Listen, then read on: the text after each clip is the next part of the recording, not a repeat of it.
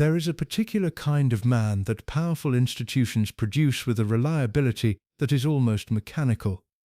A man who is admired from a distance and difficult to love up close. A man whose public image is constructed so carefully and maintained so relentlessly that the gap between what the world believes him to be and what the people nearest to him actually experience becomes, over time, not merely wide but unbridgeable. A man whose charm, which is real, and whose capability, which is genuine, and whose extraordinary life story, which is undeniable, combine to create around him a protective mythology so thick and so durable that the people who were damaged by the reality underneath that mythology spend their entire lives trying to make themselves heard through it and almost never succeeding. The British royal family has produced several such men across its long and complicated history, but none of them in the modern era, none of them in the century of mass media and public relations and the manufactured royal image, was more completely and more consequentially this kind of man than Prince Philip, Duke of Edinburgh, husband of Queen Elizabeth II,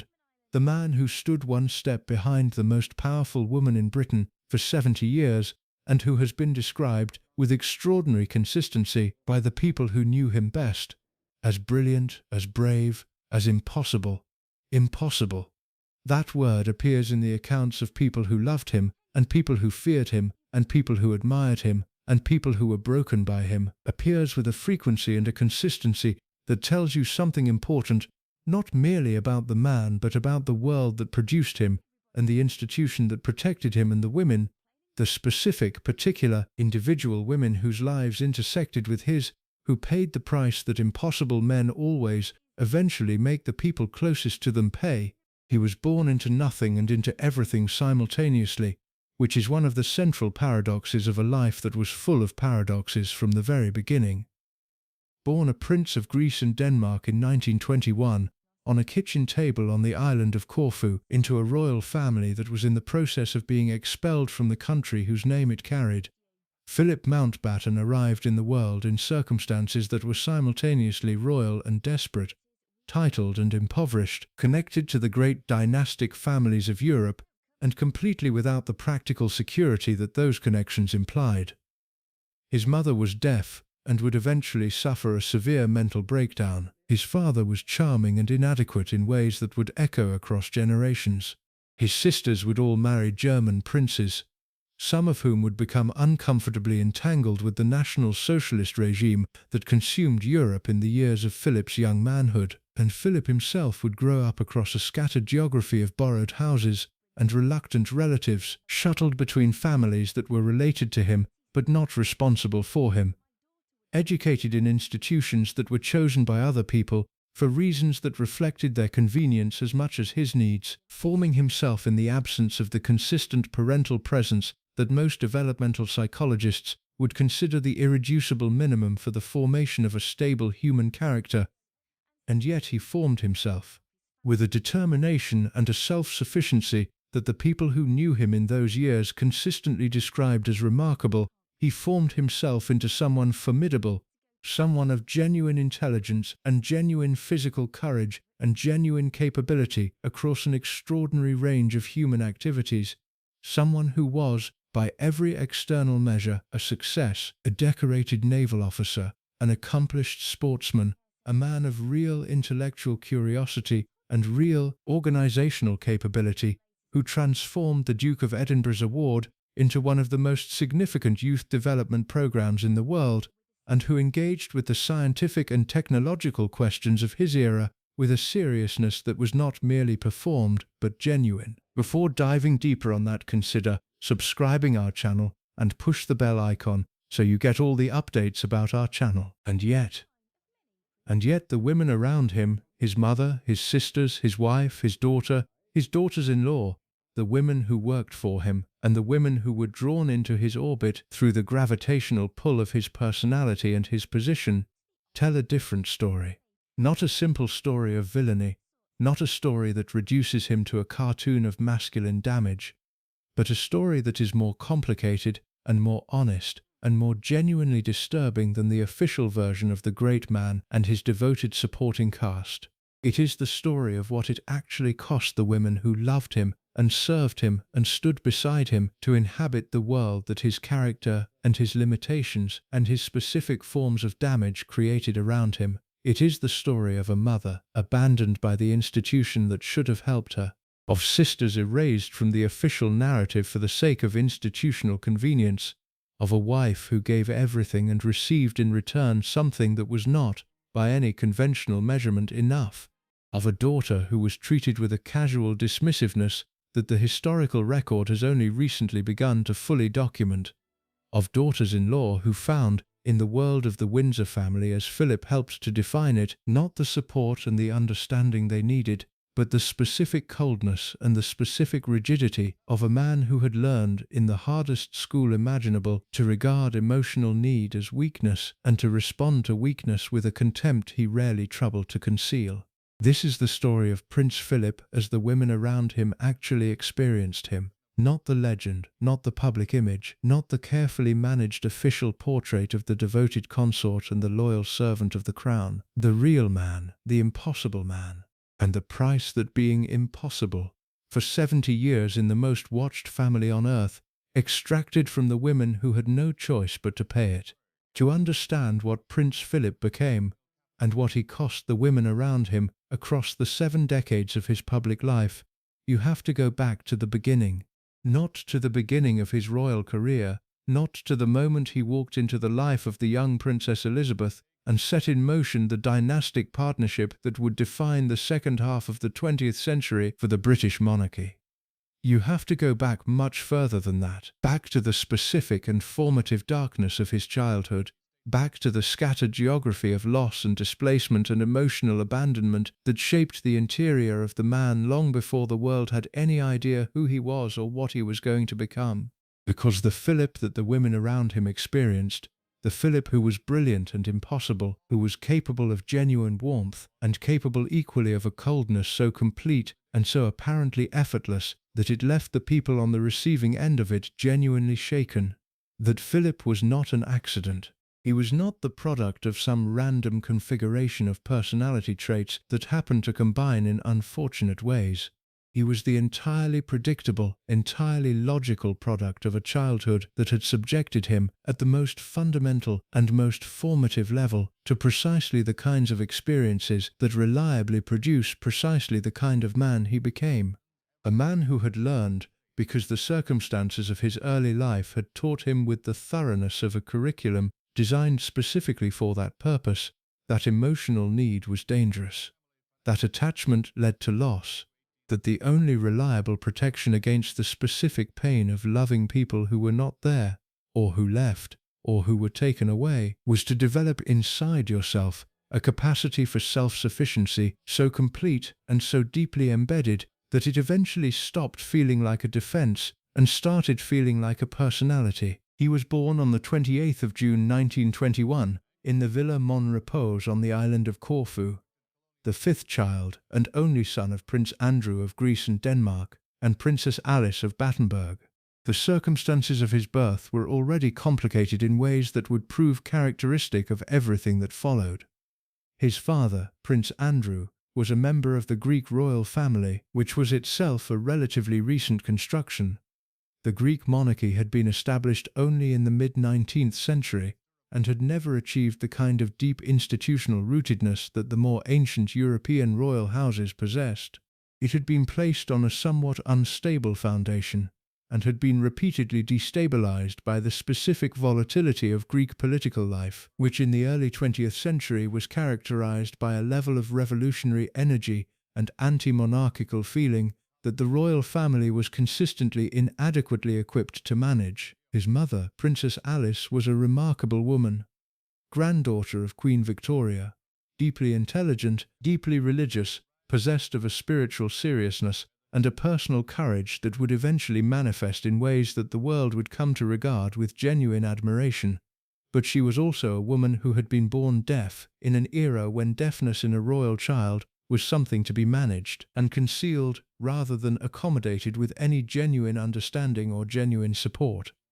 She had learned to lip read in multiple languages with a thoroughness that allowed her to function in the social world of European royalty without her deafness being obvious to casual observers. But the effort that this required was considerable and constant, and the specific isolation of navigating a world of sound from behind a permanent wall of silence had effects on her inner life and her psychological stability that the world around her was generally unwilling to acknowledge. Into this family, into this specific combination of dynastic instability and personal fragility, and the particular pressures of royal life, in a country that was in the process of deciding it did not want a royal family, Philip was born. And almost immediately, the world he had been born into began to fall apart. The Greek monarchy was in crisis throughout the early years of his childhood, buffeted by military defeats and political upheaval, and the specific toxic combination of foreign intervention and domestic resentment that has always characterized the most unstable periods of modern Greek history. His father, Prince Andrew, was court-martialed by the revolutionary government that came to power in Greece in 1922, tried on charges of treason related to his command during the disastrous Greek military campaign in Asia Minor, and faced the very real possibility of execution. He was ultimately saved through the intervention of the British government, which dispatched a naval vessel to negotiate his release and extract him and his family from Greece in conditions of considerable urgency and considerable indignity. Philip was 18 months old when his family was evacuated from Greece, and the account of the evacuation, the family leaving with what they could carry, Philip transported in a makeshift cot fashioned from an orange crate. His father, a man whose military career had just been destroyed and whose future was entirely undefined, is one of those historical images that functions as a kind of compressed prophecy, containing in miniature the essential character of everything that would follow. The family settled in Paris, in a house in St. Cloud that was provided through the generosity of relatives, and the years of Philip's early childhood were the years of this Parisian exile, years that were, by the account of everyone who observed them, years of a very specific kind of genteel instability. The family had a house but not security. They had the connections and the social world of the European royal exile community, a world populated by displaced princes and dispossessed archduchesses, and the particular melancholy of people who had been born into one set of expectations about their lives, and been deprived of those expectations by the specific brutality of political history. But they did not have money in any meaningful practical sense, and they did not have the kind of settled domestic stability that children require in order to develop the basic emotional foundations of a coherent self. Prince Andrew, his father, was a man who had been defined by his military career and his royal identity, and who had now been stripped of both, and the effect of that stripping on his character and his capacity to be present as a father was, by every account that survives, devastating. He became increasingly absent, increasingly peripheral to the daily reality of the family's life, retreating into the specific limbo of the exiled royal male, the clubs and the card games, and the pleasures of a masculine social world that required nothing of him and expected nothing of him, and therefore offered him the specific relief of never having to confront the full dimensions of what he had lost. He was not a cruel father. He was not an abusive father. He was simply, in the most complete and most consequential sense of the word, an absent one. And the absence of Andrew from Philip's childhood is the first, and in some ways the most fundamental, of the losses that would accumulate across the years of his formation, each one teaching the same lesson in a slightly different register, all of them adding up to the same deep and permanent conclusion about the nature of the world and the nature of people and the wisdom of allowing yourself to need them. His mother's collapse came in the late 1920s, when Philip was between 6 and 8 years old, and it came with the devastating completeness that serious mental illness brings when it arrives in a family that has no framework for understanding it and no institutional support for managing it.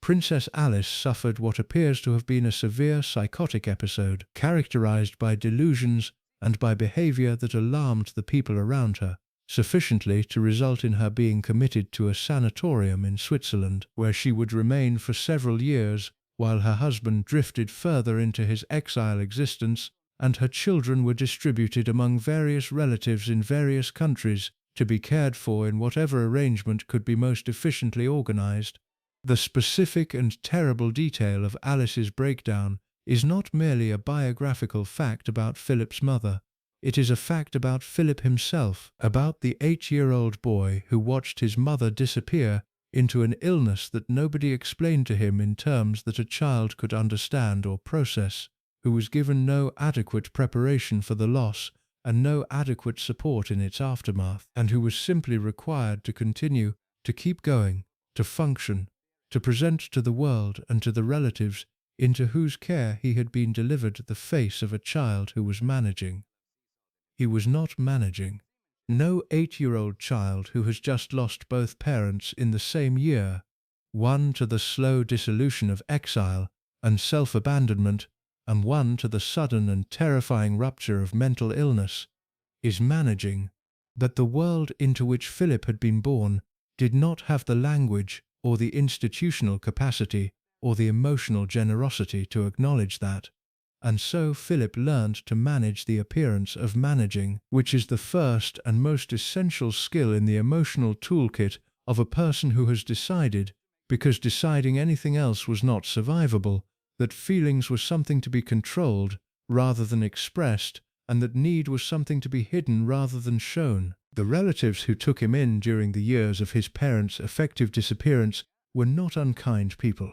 They were people doing their best in difficult circumstances with the limited emotional and psychological resources that the aristocratic and royal world of the 1920s provided to people confronting the specific challenges of a child in need of more than that world knew how to give. His grandmother Victoria, Marchioness of Milford Haven, provided a degree of stability and a degree of genuine warmth that Philip acknowledged in later life as significant. His uncle George, Marquess of Milford Haven, provided a home at Linden Manor in England during the school terms, and the household there was a lively and in some ways genuinely engaging environment for a boy of Philip's intelligence and energy. But none of these arrangements were permanent, and none of them were primary in the sense that a child needs a primary attachment to be primary. Unconditional, consistent, not contingent on practical convenience or the availability of relatives whose own lives had their own demands and their own complications. Philip moved between these arrangements with a flexibility that was either admirable or heartbreaking, depending on the perspective you brought to it, adapting to each new environment with the same quality of rapid environmental reading and rapid self-adjustment that he had already developed as a survival mechanism, finding his footing in each new setting and presenting to each new set of caretakers the face that he had learned was most effective in each context. He was sent to school in England, first to a preparatory school in Cheam, Surrey, and then to Salem School in Germany, which was run by the progressive educational philosopher Kurt Hahn, and which was, despite its location in a Germany that was in the process of its catastrophic slide toward National Socialism, an institution of genuine intellectual seriousness and genuine commitment to the development of character through challenge and service, and the kind of outdoor physical engagement that Hahn believed was essential to the formation of whole human beings. Philip responded to the Salem philosophy with an enthusiasm that was entirely characteristic of his temperament. He was constitutionally suited to exactly the kind of demanding, physically rigorous, intellectually engaged educational environment that Hahn's schools provided, suited to it in a way that he had never been suited to the more conventional academic environments he had passed through. And the time at Salem was, by his own subsequent account, formative in ways that the more comfortable arrangements of his earlier schooling had never been. But Salem was in Germany, and Germany in 1933 was becoming a place where a boy with English connections and a half-Jewish uncle and a temperament that was constitutionally resistant to the specific form of collective conformity that National Socialism demanded could not safely remain. Hahn himself was arrested by the Nazi authorities and subsequently emigrated to Scotland, where he established Gordonstoun, and Philip followed him there, arriving at the new school on the Scottish coast in 1934 as one of its earliest pupils. Gordonstoun was the making of Philip in several senses of that phrase, and it is impossible to understand who he became without understanding what Gordonstoun was, and what it did to and for the boys who passed through it. It was, in its founding philosophy and its daily practice, an institution built around a very specific theory of human development. The theory that character was formed through challenge, through discomfort, through the systematic confrontation of difficulty, in conditions that required the student to find within themselves the resources to continue when continuing was hard. Cold showers and early morning runs, and physical demands that most schools of the era would have considered excessive, sailing in conditions that were genuinely dangerous. The explicit cultivation of what Hahn called the 4 pillars of his educational philosophy: fitness, enterprise, skill and service, through activities that were demanding enough to genuinely test the people undertaking them. For a boy who had grown up in Philip's specific circumstances, a boy who had already learned that the world was not reliably safe, and that people were not reliably present, and that the only anchor you could truly count on was the one you could drop inside yourself, Gordonstoun was not a shock. It was a recognition. It was an environment that operated according to the same fundamental principles that Philip had already, out of the necessity of his childhood, internalized as the organizing logic of his existence. It told him, in institutional form, that the self-sufficiency he had developed as a survival mechanism was not merely adequate, but admirable. That the emotional armor he had built was not a sign of damage, but a sign of strength. That the specific qualities he had been forming since the orange crate on the evacuation ship,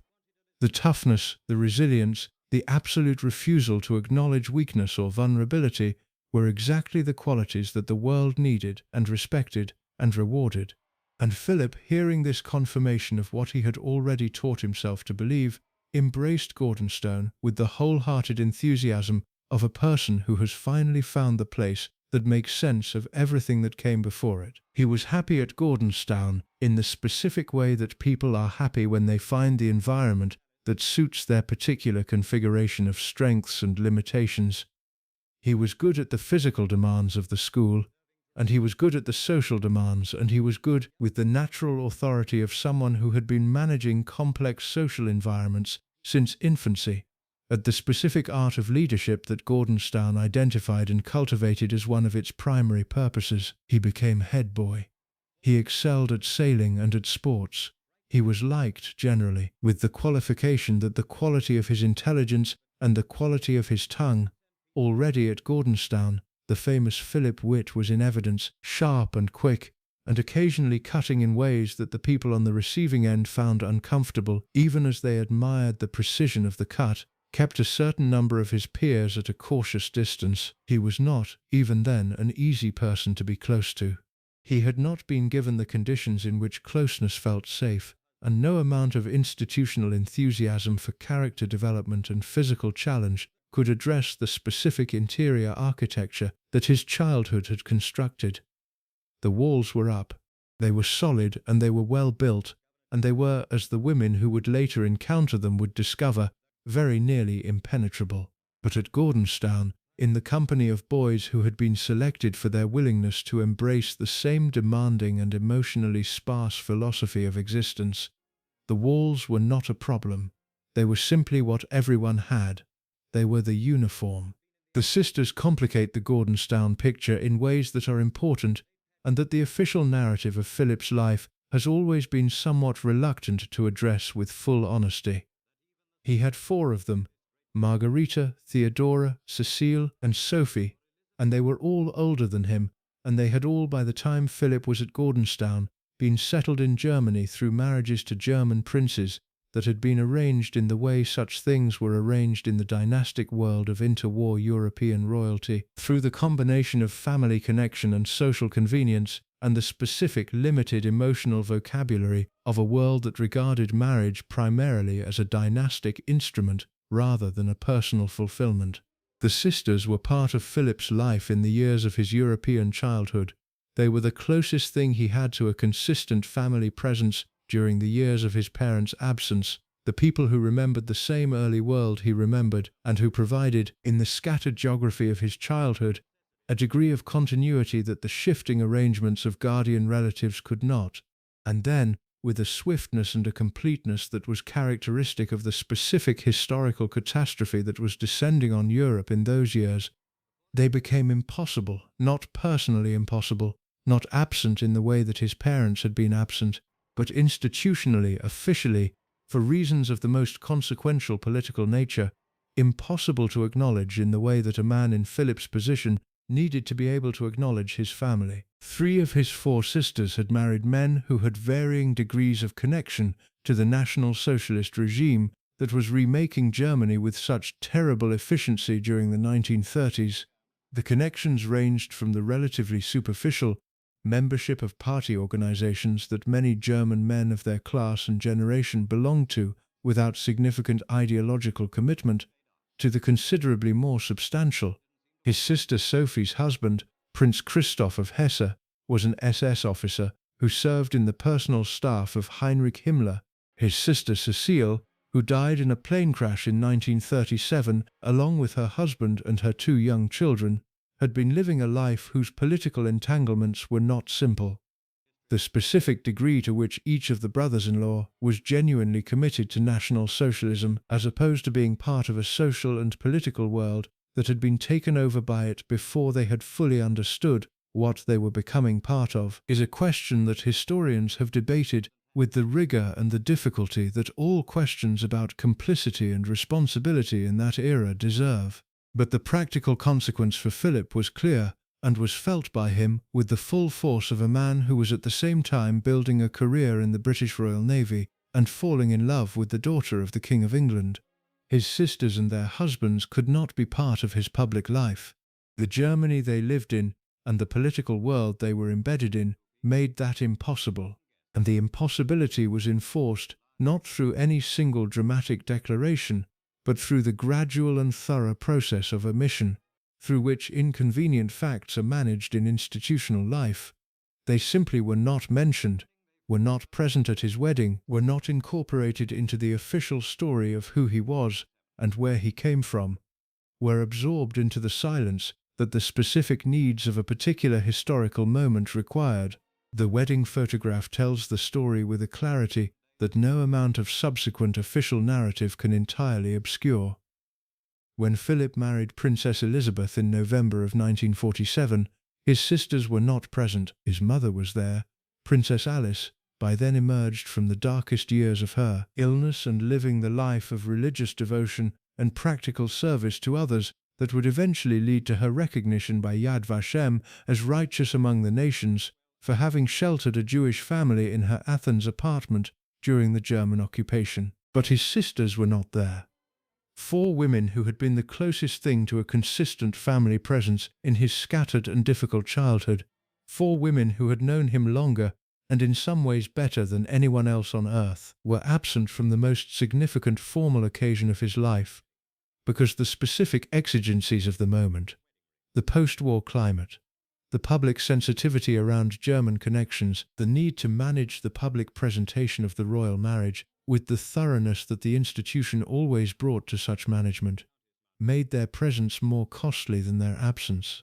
Philip understood this. He was not a naive man, and he was not a sentimental one, and he understood the institutional logic that made his sister's exclusion from his wedding necessary in the same way that he understood all institutional logic, clearly without illusion, and with the specific kind of emotional suppression that had been his primary coping mechanism since childhood.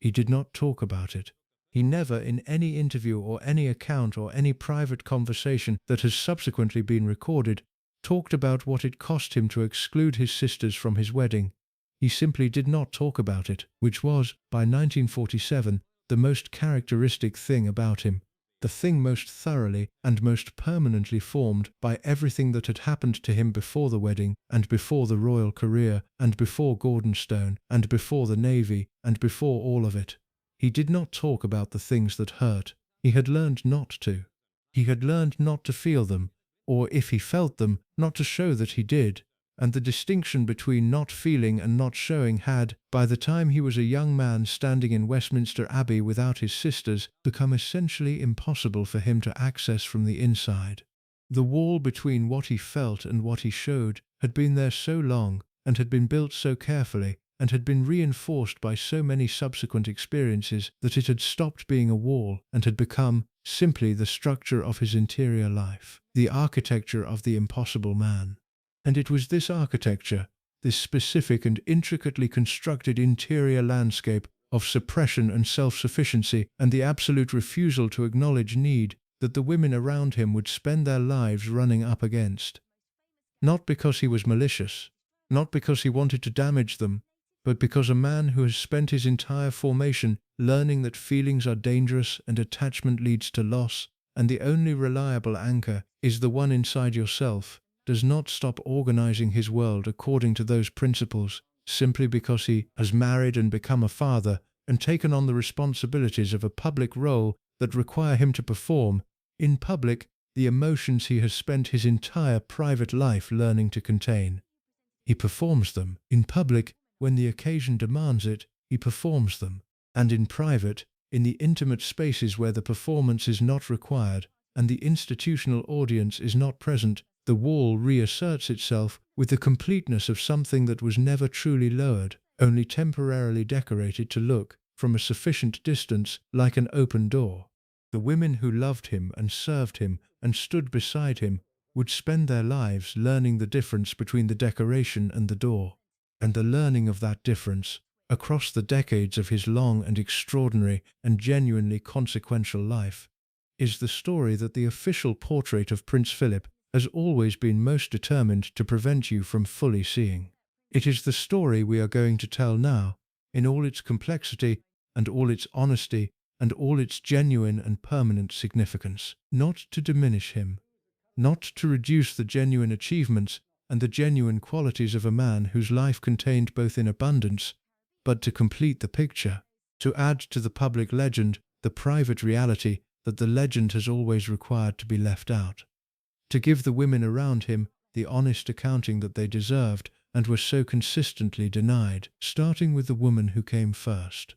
the woman who was there before all of them, the woman who disappeared when he needed her most, and who paid, in the decades that followed, a price for that disappearance that the world has never fully understood or fully acknowledged. His mother, Princess Alice of Battenberg, the first woman in Philip's life, and in many ways the one whose absence explained everything that came after. Princess Alice of Battenberg was born on the 25th of February, 1885, at Windsor Castle, in the presence of her great-grandmother Queen Victoria, who was by that point in her long reign the most powerful woman on earth, and who held the infant Alice with the particular attention of a woman who understood, from long experience, what it meant to be born female into a world organized entirely around the requirements of men. Alice was the first child of Prince Louis of Battenberg and Princess Victoria of Hesse, and she was born into the most connected and most carefully observed stratum of European royalty, into a world of palaces and protocol and the elaborate dynastic machinery through which the great royal families of Europe managed their relationships with each other and with the political realities that their continued existence depended upon. She was born, in other words, into a world of extraordinary privilege and extraordinary constraint simultaneously, a world that offered its female members a great deal in terms of material comfort and social position, and very little in terms of personal freedom or individual self-determination. She was born into that world with a particular challenge that none of the careful dynastic planning that surrounded her birth had anticipated, and none of the considerable resources available to her family proved entirely adequate to address. She was born profoundly deaf, not partially deaf, not deaf in one ear, or deaf in the specific limited sense that the Edwardian world might have been able to accommodate within its existing frameworks for understanding and managing physical difference. Profoundly, completely, bilaterally deaf, unable to hear anything from either ear, existing from her very first moment of consciousness in a world of absolute silence that the hearing people around her could imagine only imperfectly and could share not at all. The deafness was managed, This is the word that the accounts of Alice's childhood use with a frequency that is itself revealing, managed, not accommodated, not understood, not genuinely engaged with in the way that a more sophisticated era might have brought to the challenge of a deaf child in a hearing world, but managed in the sense of being dealt with sufficiently to prevent it from becoming a public problem while never being addressed with the depth and the honesty that the child herself deserved. She was taught to lip read, and she became extraordinarily good at it, good enough to navigate the social world of European royalty in multiple languages with a fluency that allowed most people who met her to remain unaware of her deafness entirely unless they knew in advance to look for it. She learned to speak clearly and confidently, trained by teachers who understood that the social world she was going to inhabit required a degree of oral communication that a deaf child would not develop without intensive and sustained intervention. She was, in short, educated into a performance of hearing that was so accomplished that it functioned, for most practical social purposes, as a substitute for the real thing. And the performance was extraordinary. The effort it required was extraordinary. The concentration and the vigilance and the specific exhaustion of having to read every lip in every room, in every conversation, in every social situation that the life of a European princess required her to navigate across every language and every accent and every lighting condition and every angle of presentation that the social world threw at her, was an effort that most of the people around her never fully grasped, and that Alice herself rarely discussed, because discussing it would have been a kind of acknowledgement of limitation that the world she lived in had no framework for receiving with genuine understanding or genuine compassion. She married Prince Andrew of Greece in 1903 when she was 18 years old, and the marriage was in its early years a genuine partnership between two people who had real affection for each other and who built together the family life that produced 4 daughters and 1 son across the first 2 decades of their marriage. But the partnership was always operating under pressures that were considerable and that became, as the political situation in Greece deteriorated through the 1910s and 1920s, genuinely overwhelming. Andrew was a man of limited emotional resources and limited practical capability,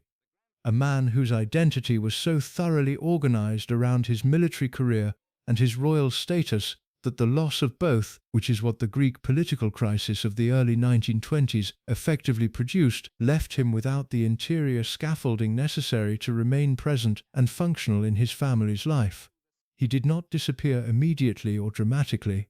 He was there in the years of the Paris exile, in a physical sense, but he was absent in the ways that matter most. Emotionally withdrawn, increasingly focused on the social world of the male exile community in Paris and its specific consolations, unable or unwilling to provide the kind of sustained emotional engagement that Alice needed and that their 5 children needed, and that the specific difficulty of their situation made more necessary rather than less. Alice's breakdown, when it came in the late 1920s, did not come without warning.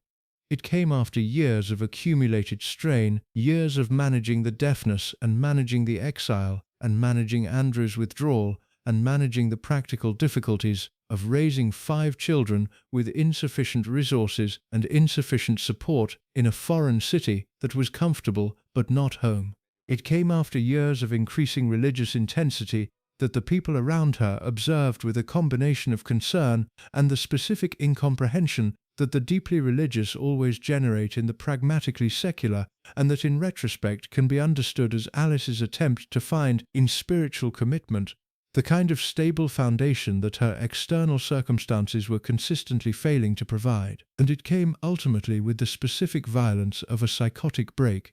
a rupture of the boundary between the interior world and the exterior one, that produced behavior alarming enough to persuade the people responsible for her care that institutionalization was necessary, and that the institution of choice was a sanatorium in Switzerland that had a reputation for treating the mental disturbances of prominent patients with the discretion that their prominence required. What happened to Alice in that Swiss sanatorium is one of the darker chapters in the already considerably dark history of how the early 20th century treated mental illness in women. She was subjected to treatments that reflected the state of psychiatric understanding in the late 1920s, which was a state characterized by confidence in the explanatory power of theories that subsequent generations would find deeply problematic, and by a therapeutic practice that combined genuine care for patient welfare with a degree of invasiveness and a degree of physical intervention that the modern reader finds difficult to contemplate without revulsion. Sigmund Freud was consulted about her case. His conclusion, which has been subsequently and extensively criticized by medical historians, was that her religious intensity and her visionary experiences were the product of sexual frustration, a diagnosis that reflected Freudian theory's characteristic tendency to reduce the spiritual and the psychological to the sexual, and that led to treatment recommendations including the irradiation of her ovaries, which was understood at the time as a means of reducing the hormonal contributions to psychological disturbance.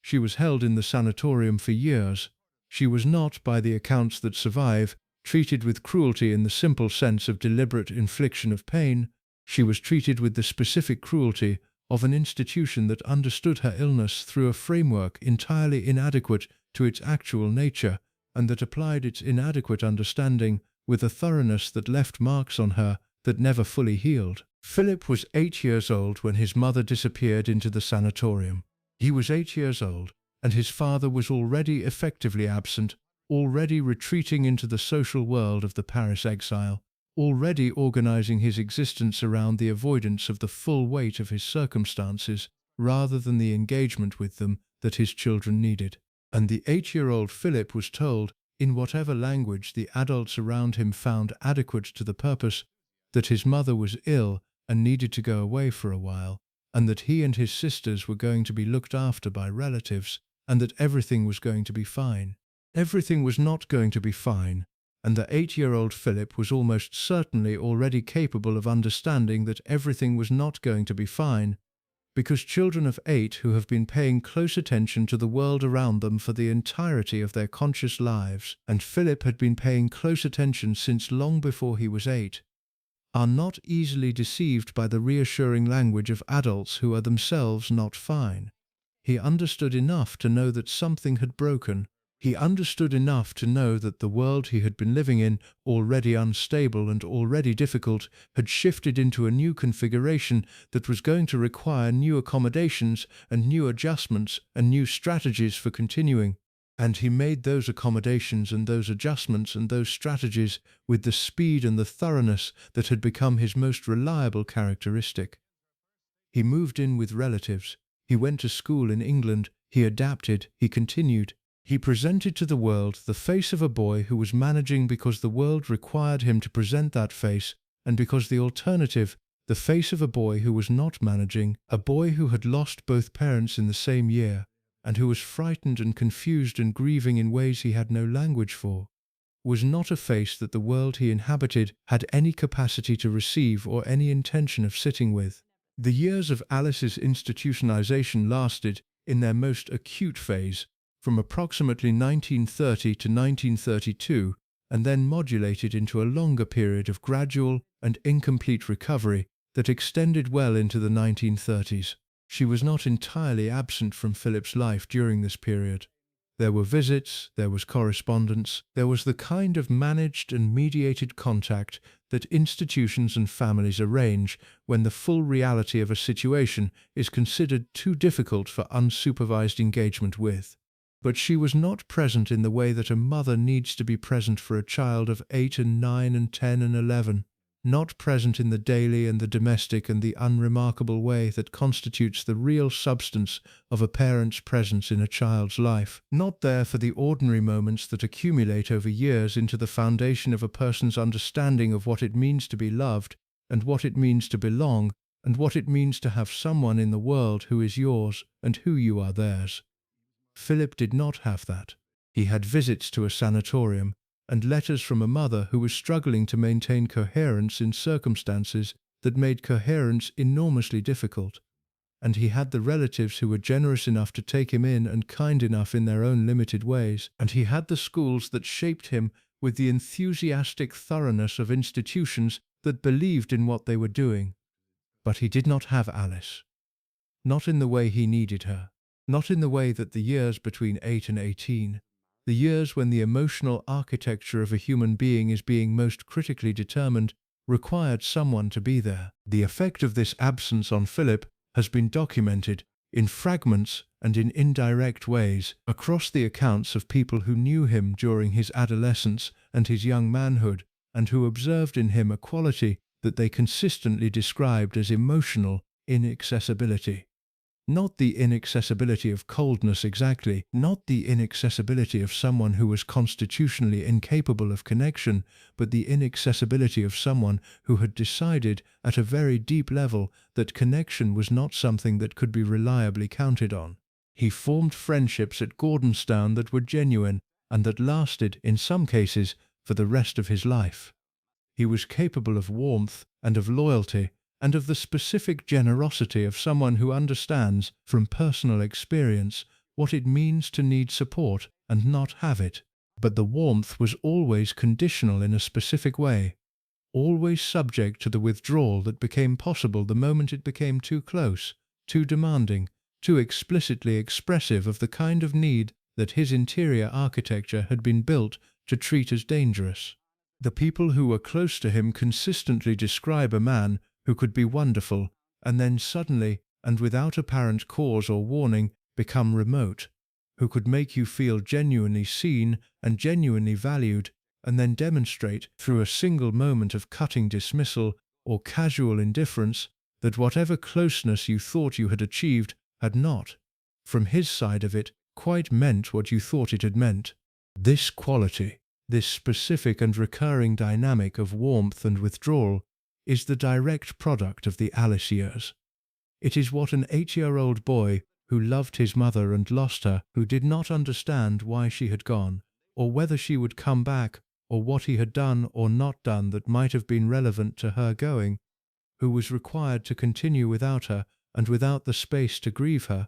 It is what that boy carries into every subsequent attachment. The expectation of loss, the readiness for withdrawal, the specific defensive maneuver of pulling back before the other person can leave, of being the one who creates the distance rather than the one to whom distance is done. Alice herself, when she eventually emerged from the worst of her illness and rebuilt herself into the remarkable woman that the later chapters of her life revealed her to be, was someone who had been profoundly changed by what had happened to her, and who carried those changes with a dignity and a depth that her son, by the time she was in any position to be genuinely present to him again, had already spent years learning to exist without her. The relationship between them in the later years, the years when Alice was living her life of religious devotion in Athens, when she was founding her own religious order and devoting herself to the service of others, when she was sheltering Jewish families during the Nazi occupation of Greece at genuine personal risk, when she was finally the person her own deepest nature had always been moving toward, was a relationship between two people who had missed the years that matter most and who were trying, in the time that remained, to build something genuine from the fragments of what had survived. Philip loved his mother. The historical record is clear on this, and the accounts of people who observed their relationship in the later years are consistent in describing a genuine and deep affection that had survived the long interruption of her illness and his growing up, and the specific distances that life had imposed between them. But it was a love that had been formed in the absence of its object, and that retained, inevitably, the specific quality of something that had been built around a gap, warm and real at its core, but organized, at its edges, around the protective architecture of a man who had learned too young and too thoroughly what it felt like to reach for a mother and find her gone. Alice came to live at Buckingham Palace in the last years of her life, after the Greek monarchy fell for the final time in 1967, and after the specific practical difficulties of her Athens existence made the offer of a home in London both genuinely necessary and genuinely welcome. Philip arranged it. He made sure his mother had a place, had care, had the proximity to him that the years of her absence had made both more precious and more complicated than it would have been if the absence had never happened. The accounts of the household staff who observed them together during those final years describe a dynamic that is as illuminating as any of the more dramatic episodes in their shared history. A son who was attentive and respectful, and clearly genuinely glad of his mother's presence, and a quality of distance between them that was not coldness, but was something more specific and more poignant than coldness. The distance of two people who have been through something together and separately, and who have arrived on the other side of it, without ever quite having had the conversation that the thing deserved.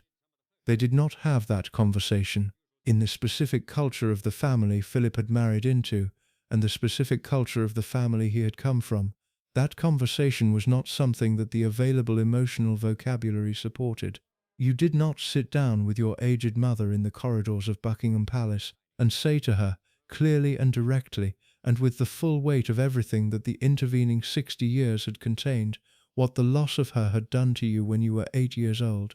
You did not do that. You managed. You continued. You performed, in the presence of the one person with whom the performance had perhaps been least necessary, the same composed and capable and emotionally contained version of yourself that you performed everywhere else. Because the wall had been up for so long that even in the presence of the person whose absence had required its construction, you no longer knew with certainty how to take it down, or whether, after all this time, taking it down was something that either of you could survive. Alice died in December of 1969 at Buckingham Palace, in the room that Philip had arranged for her. She was 84 years old. Philip arranged her funeral with the thoroughness and the competence he brought to everything he organized, and he attended it with the composed and dignified demeanor that he brought to every public occasion, and the people who were there describe him as controlled and correct, and present in the formal sense, present as a son performing the ritual acknowledgement of a mother's passing with appropriate solemnity. What he felt in the privacy of whatever space the composed exterior covered over is not something the historical record provides direct access to. He did not talk about it. He had never talked about the things that hurt. He had learned that at 8 years old, standing somewhere in Paris, while the arrangements were being made to send him to England and his mother to Switzerland, learning it in the specific and permanent way that children learn things that the world requires them to learn in order to survive. He carried the learning into every room he subsequently inhabited, every relationship he subsequently formed, every interaction he subsequently had with the women who came into his life, in the decades after Alice disappeared into the sanatorium and left an 8-year-old boy to figure out, alone, how to carry the weight of her absence without letting the weight show. He carried it into his marriage. He carried it into his fatherhood. He carried it into the specific and consequential relationships with the daughters-in-law, who would find, in the world of the Windsor family as Philip had helped to define it, the same wall that Alice's going had first required him to build. The wall that looked, from a distance, like strength. That felt, from the inside, like safety. And that was, for the women who spent their lives trying to reach past it, simply and completely and permanently impossible. That word again, impossible. The word that everyone who loved him used eventually, the word that appeared in the accounts of the people who had tried hardest and gotten closest and been most thoroughly shaped by the specific experience of encountering the wall that Alice's absence had built. Impossible. Not because he was evil, not because he was deliberately cruel, though he was capable of cruelty in the specific mode of the person who deploys intelligence as a weapon and who can find, with the accuracy of a lifetime's practice in reading human vulnerability, the exact phrase or the exact dismissal that will do the most damage with the least apparent effort.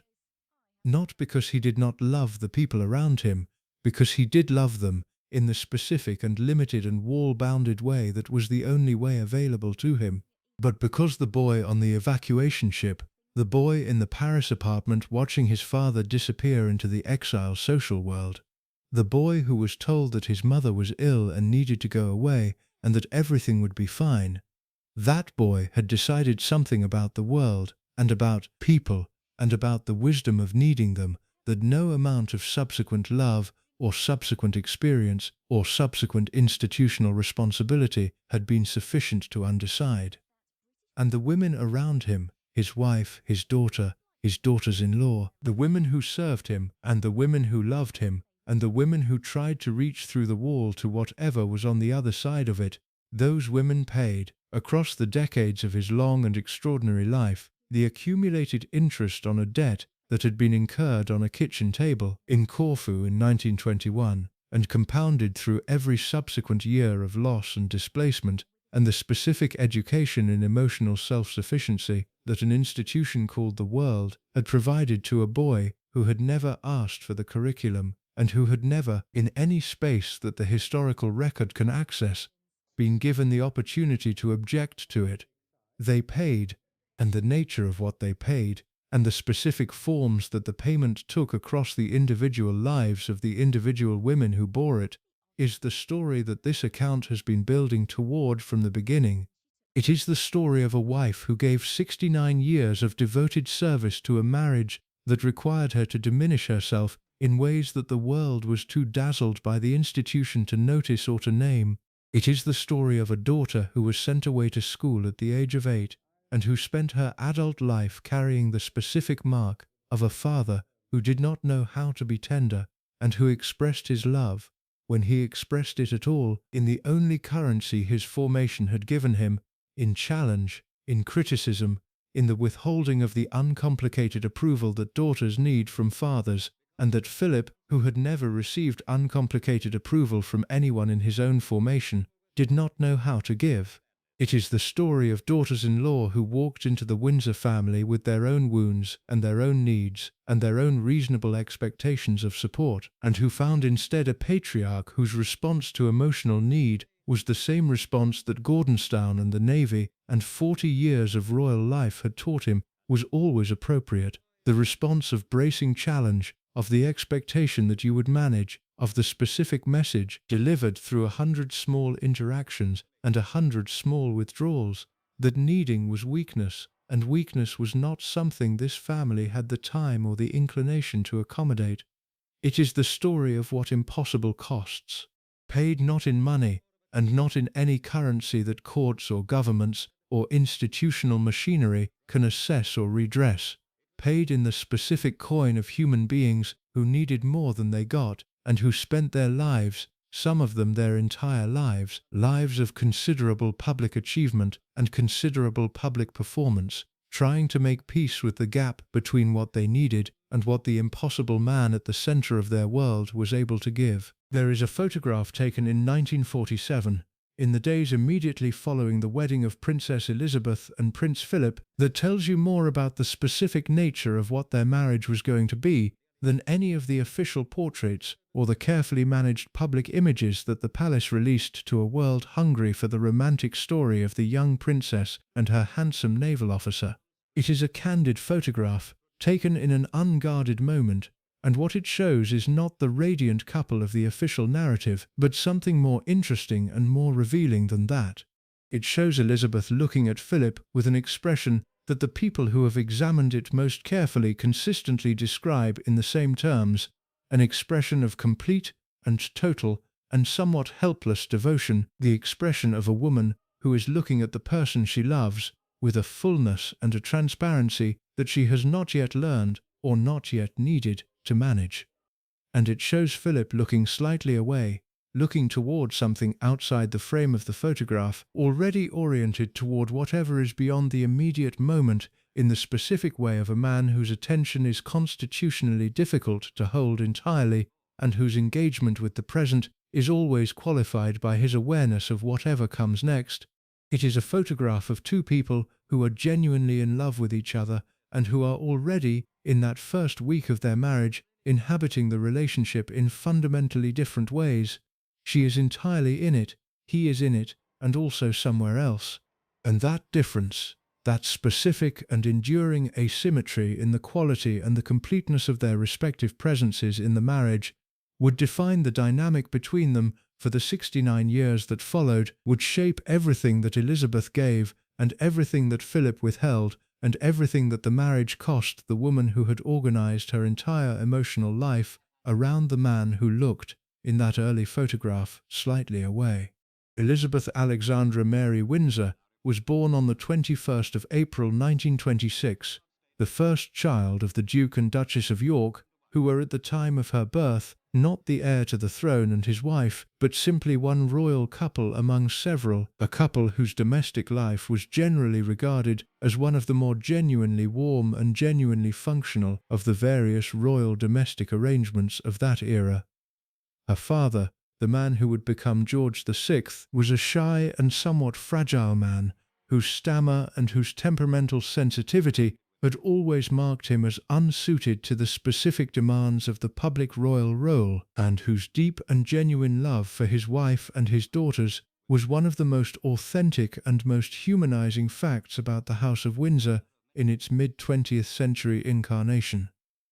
Her mother, the woman who would become the Queen Mother, was everything her father was not in terms of public capability: socially brilliant, emotionally robust, possessed of an instinctive understanding of what the public needed from royalty, and an effortless ability to provide it. And the combination of these two very different temperaments in the household where Elizabeth grew up produced a domestic atmosphere that was, by the standards of the royal world, genuinely warm, genuinely affectionate, genuinely oriented around the well-being of the children at its centre. Elizabeth was loved, in the specific and practical and daily sense of that word. She was loved by parents who were present and who were attentive and who communicated their love through the ordinary currencies of parental affection, the bedtime stories and the family games and the shared laughter and the consistent, unremarkable, absolutely foundational experience of being the child of people who were glad you existed and who showed it in the way they lived with you every day. This is not a small thing, in the specific context of the royal world she inhabited, where the demands of public life and the culture of emotional restraint and the particular version of aristocratic parenting that regarded too much expressed affection as a form of weakness combined to produce in many royal children a childhood that was comfortable in its material circumstances and arid in its emotional ones. Elizabeth's childhood was genuinely warm, and the warmth of it shaped her in ways that her subsequent life, with all its extraordinary demands and its extraordinary privations, never entirely burned away. She met Philip when she was 13 years old, at a visit to the Royal Naval College at Dartmouth in 1939, where Philip was a cadet and where the royal family's tour of the college produced the encounter that has been described by those who were present and by Elizabeth herself in the limited and careful way that she discussed her personal feelings as immediately significant. He was 18, handsome in the specific and somewhat overwhelming way of a very physically confident young man who is aware of his own attractiveness without being vain about it, possessed already of the quality of presence that would define him for the rest of his life, the quality of filling whatever room he was in, of commanding attention without appearing to seek it, of generating in the people around him a specific and somewhat helpless awareness that something worth paying attention to was in their vicinity.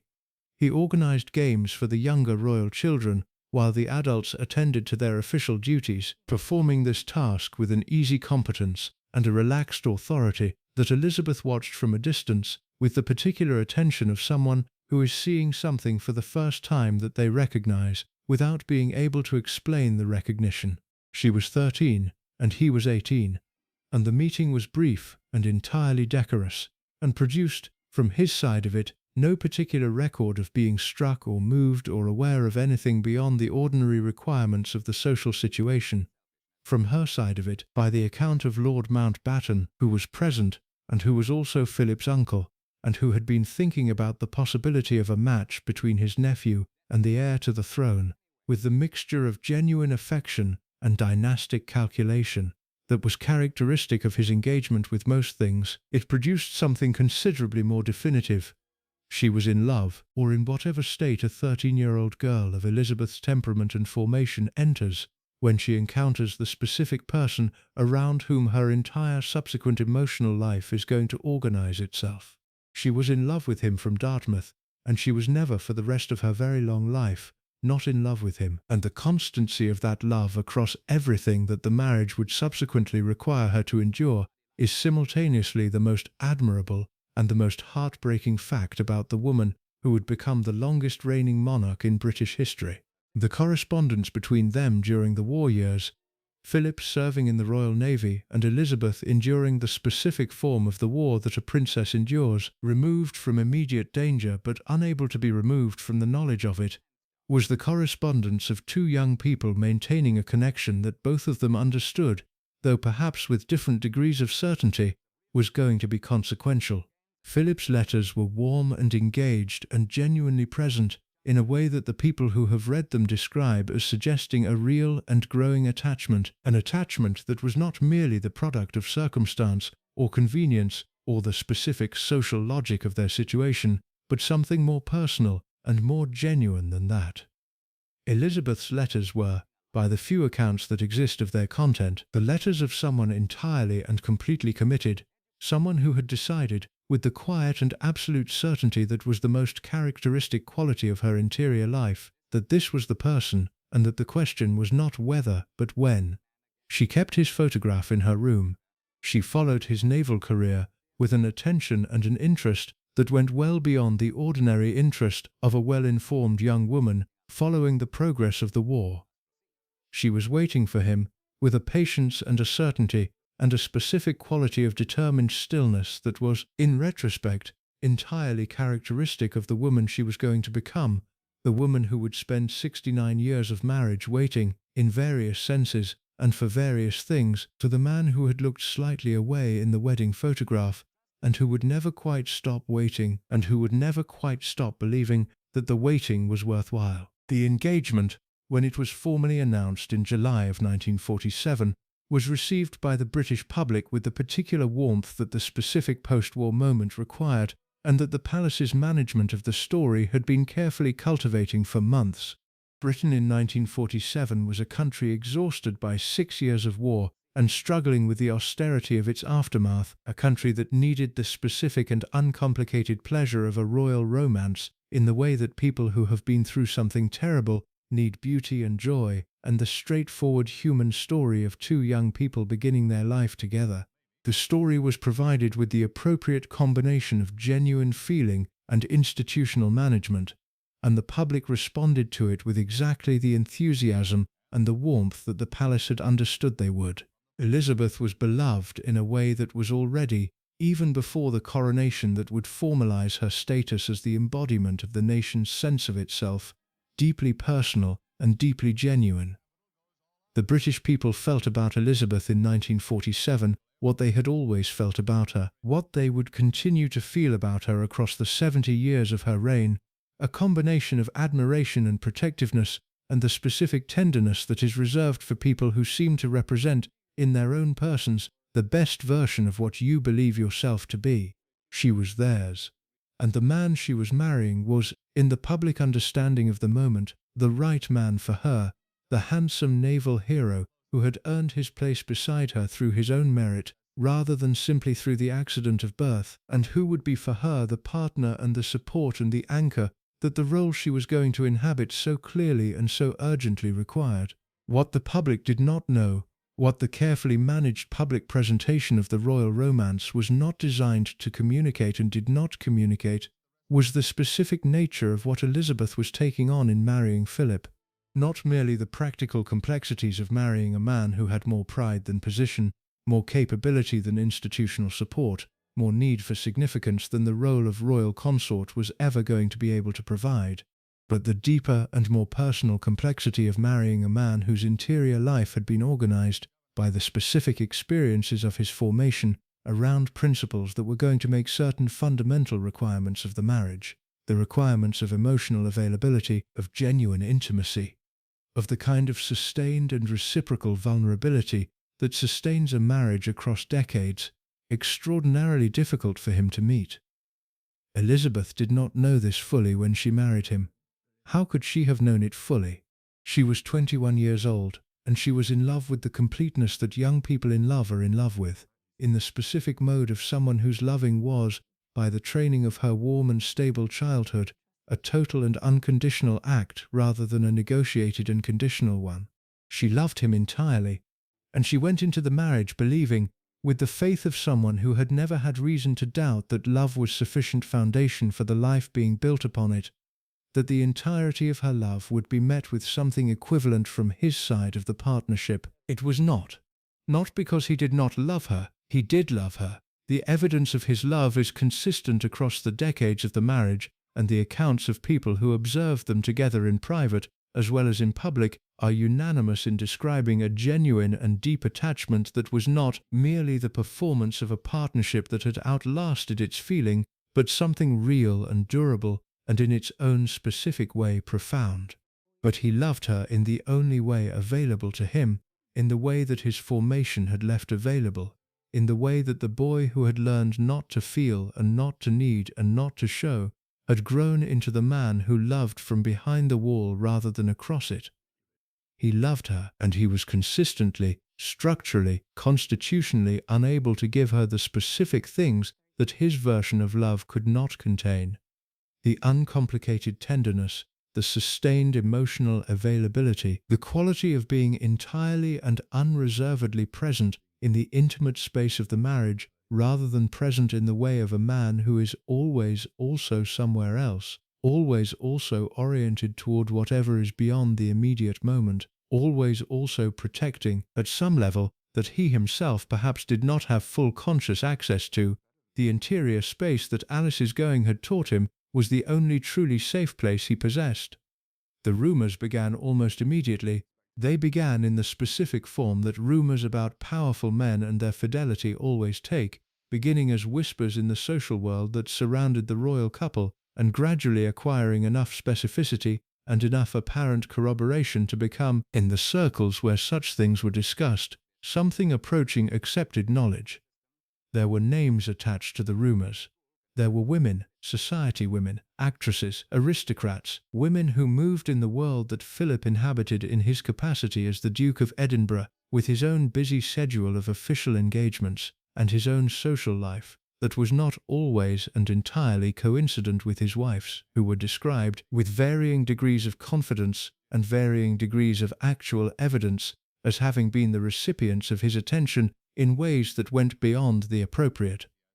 The palace denied everything, as it always denied everything, with the practiced efficiency of an institution that has been managing royal reputation for centuries, and that regards denial as the default response to any allegation touching on the personal life of its members, regardless of the truth value of the allegation.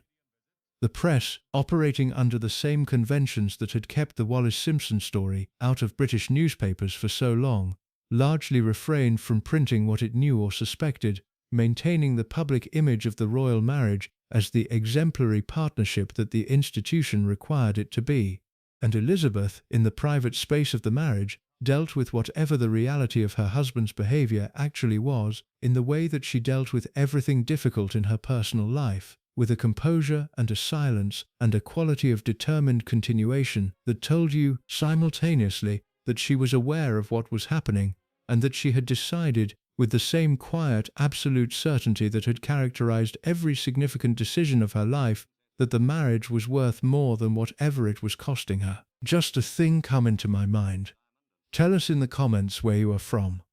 Also, if you like this documentary, please consider subscribing. The cost was considerable, not simply or primarily in the specific terms of the fidelity question, which remains genuinely uncertain in its precise dimensions because the evidence is not conclusive and the palace's management of the information has been too thorough and too sustained to allow a definitive assessment, but in the broader and more fundamental terms of what it meant to be married to Philip, to be the person who loved him most completely and who was therefore most fully exposed to the specific ways in which his formation made him difficult to love in return. He was critical. Not always, not consistently, not in the sustained and grinding way of a person whose primary mode of interaction is negative, but with a frequency and a precision that the people on the receiving end of it found difficult to absorb and impossible to forget. The famous Philip tongue, the Philip wit, that the public found so refreshing in its irreverence and so entertaining in its unpredictability, had a private register that was less entertaining and considerably less comfortable. A register in which the precision of the observation and the quickness of the delivery combined to produce, in the moments when it was directed at Elizabeth rather than at the world in general, something that functioned less as wit and more as a form of diminishment. Small diminishments, individually, nothing that could be easily named or pointed to as unambiguously cruel, but cumulative diminishments adding up over years and decades to a sustained message about the gap between what Elizabeth was and what Philip's internal standard of excellence required, a message that operated on the specific vulnerability of a woman who loved him too completely to be entirely protected from what his limitations required him to do with that love.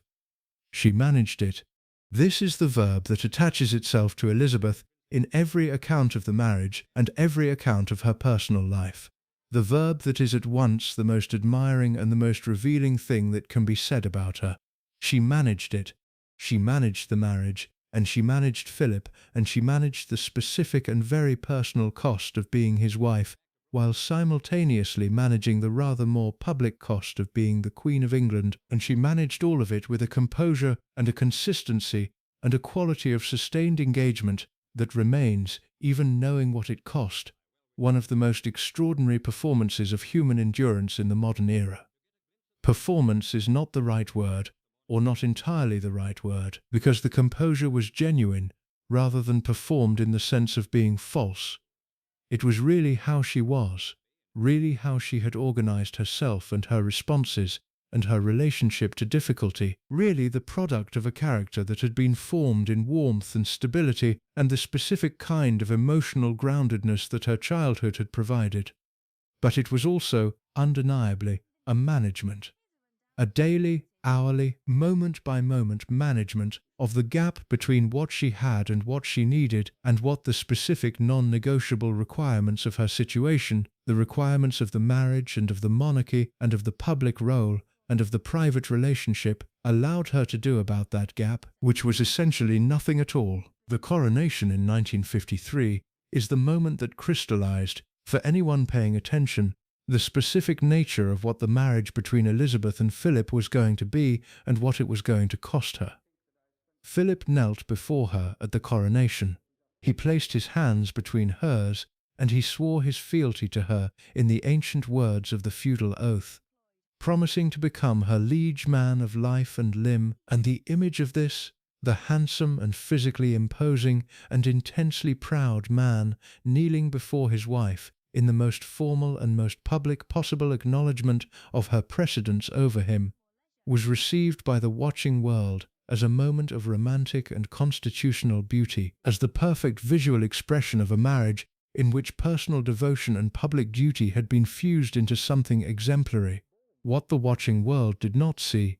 what the beautiful image did not communicate and was not intended to communicate, was the specific and ongoing cost of that feudal arrangement on the man who had sworn the oath and who would spend the next 63 years living inside its implications. Philip was proud. He was proud with the specific and comprehensive pride of a man who had built himself from almost nothing, who had formed himself through his own resources in conditions that did not support the kind of formation he managed to achieve, who had excelled in the navy and in the organizational demands of the public role, and in the intellectual and practical engagements that he pursued with genuine passion across his long life. And he was proud, with the pride of a man who understood, at some level, that his various public performances of equanimity could not entirely conceal,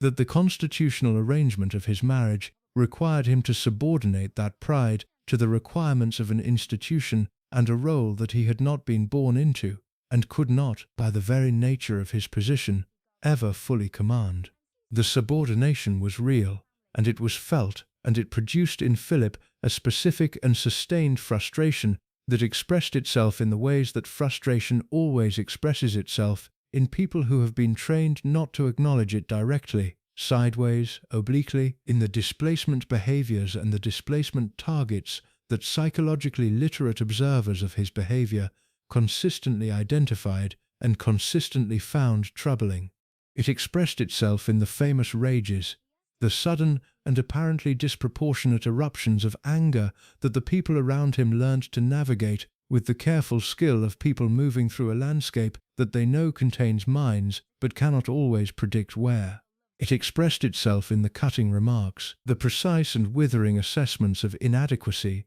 that he delivered to the people around him, with the accuracy of someone who had spent a lifetime reading human vulnerability and knew exactly where the line was between the comment that stings and the comment that genuinely wounds. And it expressed itself, most consequentially and most lastingly, in his relationship with his children, and in particular in his relationship with the child who was most like him and who was therefore most fully exposed to the specific dynamic of his fathering, and who paid for that exposure in ways that the world watched unfold in real time across the most documented divorce in the history of the British monarchy. But before the children, before the daughters-in-law, before the full public unravelling of the dynasty's private difficulties that would come in the 1990s, there was the marriage itself, continuing across the decades with the specific and remarkable durability of something that was held together not merely by convention or by institutional requirement, but by something more genuine than either of those things. They were held together by the specific chemistry between them that had been visible from the very beginning. The chemistry of two people whose particular configurations of personality and need and capability produced between them something that neither of them could have found with anyone else. Philip needed Elizabeth in ways that his formation made him constitutionally unable to fully acknowledge or fully express, needed her stability and her warmth and her absolute and unconditional constancy in the specific way of a man who had spent his childhood without those things and who had organized his entire adult life around the project of not needing them, and who found in her presence a specific and irreplaceable quality of being known and being held that his pride would never allow him to name, but that his behavior, in the moments when behavior is more honest than any declaration, consistently and unmistakably demonstrated, and Elizabeth needed him in the completely different and considerably simpler way of a woman who loved him, who had always loved him, who had organized her emotional life around him since she was 13 years old, standing in the grounds of Dartmouth, watching an 18-year-old naval cadet vault over a tennis net, and who was not, whatever the marriage cost her, ever going to stop. They fought. They fought in the way of two people of strong character and strong will who are living in very close proximity under very considerable pressure, and who have between them a fundamental asymmetry in the emotional currencies they are each able to offer and receive. The fights were not the long, grinding, attritional conflicts of a fundamentally unhappy marriage, but the fierce and relatively brief eruptions of two people who were too different and too similar simultaneously, too committed to the relationship and too honest about its difficulties to maintain the performance of contentment in the private space of the marriage, when the performance was not required. People who worked in the royal household during the middle decades of the marriage describe an atmosphere that was, in its quotidian texture, considerably more volatile and considerably more real than the carefully managed public image of serene and exemplary partnership suggested. They heard the arguments, they witnessed the specific dynamic of Elizabeth's patient and sometimes strained engagement with Philip's various forms of difficulty, and Philip's restlessness and his criticism and his capacity for the sudden and apparently sourceless withdrawal of warmth that left everyone around him temporarily uncertain of what they had done and whether it could be addressed.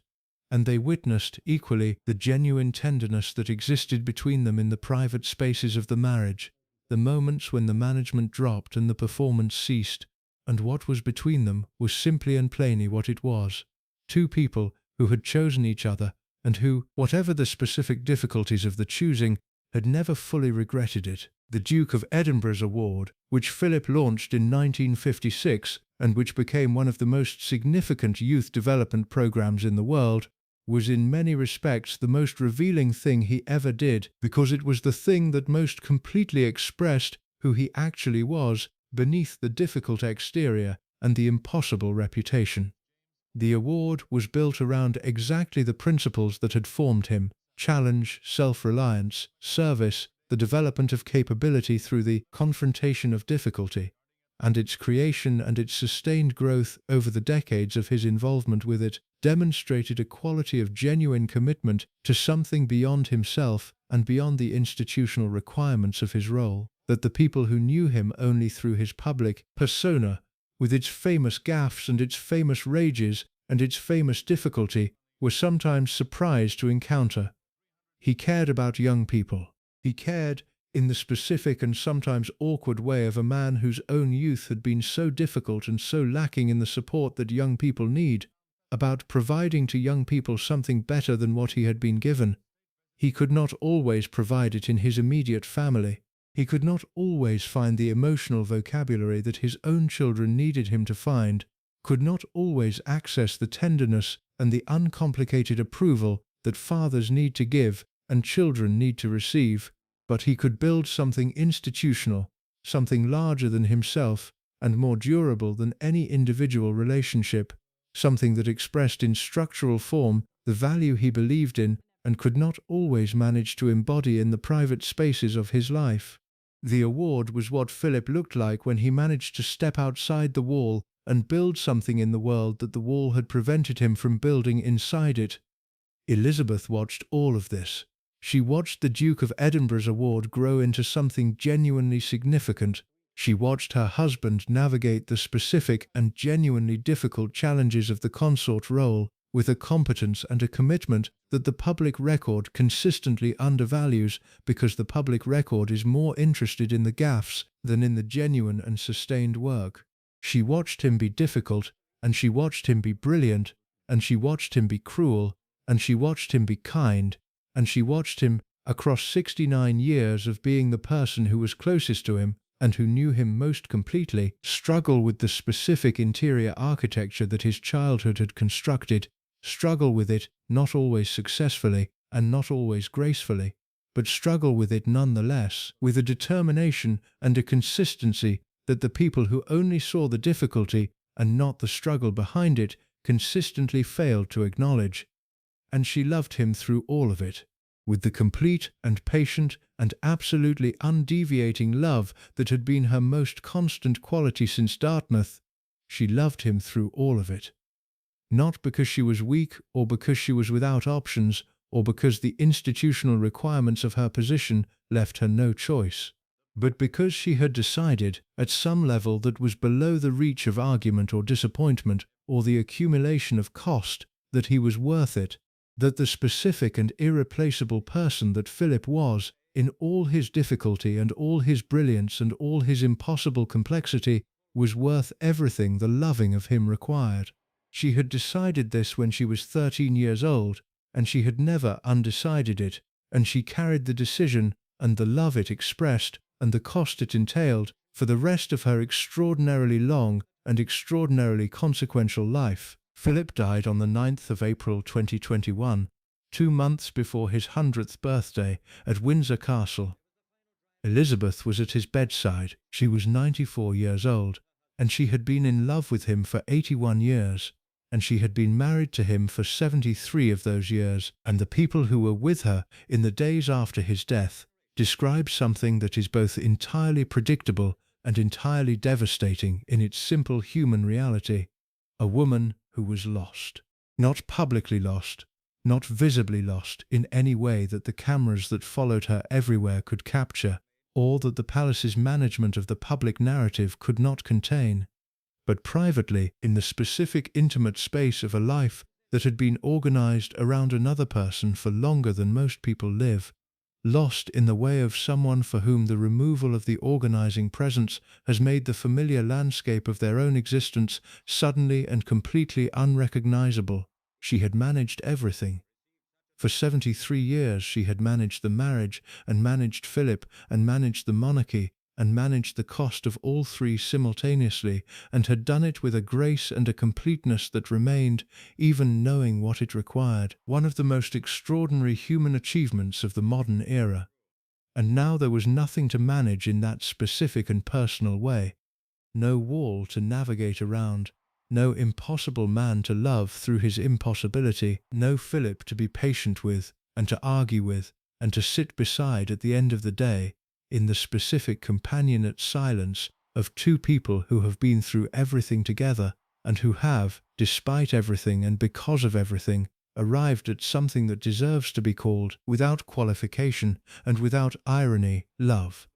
There was only the absence that had been the organizing fact of Philip's formation, and that had, in the specific and terrible circularity of these things, become at the end the organizing fact of hers.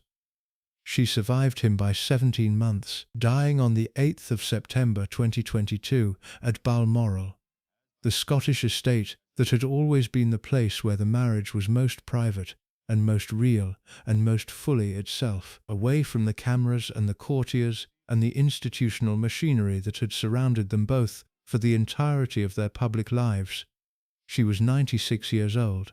She had given everything. She had managed everything. She had loved with a totality and a constancy and an absolute refusal to be diminished by the cost of it, the most impossible man in Britain. And whatever the marriage had cost her, whatever specific and personal and private price the 69 years of loving Philip had extracted from the woman underneath the Queen, she had paid it without complaint and without visible regret, and with the same quiet and absolute certainty that had characterized every significant act of her life, from the moment she watched a naval cadet vault over a tennis net, and understood, with the wordless and unargued clarity of genuine recognition, that her life had just changed forever. There is a particular kind of damage that impossible fathers do to their children that is different in its character and different in its persistence from the damage that obviously cruel or obviously absent fathers do, and the difference is this: the impossible father is present enough and capable enough and genuinely loving enough that the child never loses the hope of reaching him, never gives up on the project of earning the specific approval that the father withholds, never quite arrives at the liberating if painful conclusion that the thing being sought is simply not available, and that the seeking can therefore be abandoned in favor of something more attainable and more sustaining. The impossible father keeps the child in a permanent state of reaching, permanently oriented toward the approval that comes sometimes and therefore might come again, permanently organized around the project of being whatever it is that will finally and completely and unconditionally satisfy the standard that the father holds and never quite fully communicates and never quite allows to be fully met. Philip was this kind of father. Not a cruel father in the simple sense, not a cold father in the complete sense, not a father who was indifferent to his children's existence or their well-being or their development into capable and functioning adults. He was a father who cared deeply and consistently, and with a genuine investment in his children's capability and their resilience and their ability to meet the world on the world's terms without flinching. He was a father who showed up, who was present in the practical and the organizational senses of presence, who built the Duke of Edinburgh Award precisely because he believed in the development of young people, and who applied that belief to his own children with the same seriousness he applied it to the program. But he was a father whose specific formation had deprived him of the emotional vocabulary that children require from their fathers, in addition to the challenge and the high standards and the expectation of resilience, the vocabulary of uncomplicated warmth, of approval that does not need to be earned, of the specific tenderness that tells a child not that they are capable of great things if they work hard enough, but that they are loved exactly as they are, right now, without qualification and without condition. That vocabulary was not available to Philip. It had been taken from him before he was old enough to understand what was being taken, and the taking had been so thorough and so early that he did not, for most of his life, fully understand that it was missing. He gave his children what he had. He gave them his standards and his expectations and his belief in their capability and his genuine pride in their achievements, expressed in the oblique and compressed way of a man whose pride can only find expression sideways, through the absence of criticism rather than the presence of praise, through the continued investment of attention rather than the open declaration of admiration. He gave them what he had. It was not enough. For some of them, it was significantly less than enough. And the gap between what he gave and what they needed is written across the lives of his children with a legibility that the official portrait of the Windsor family has always worked to obscure.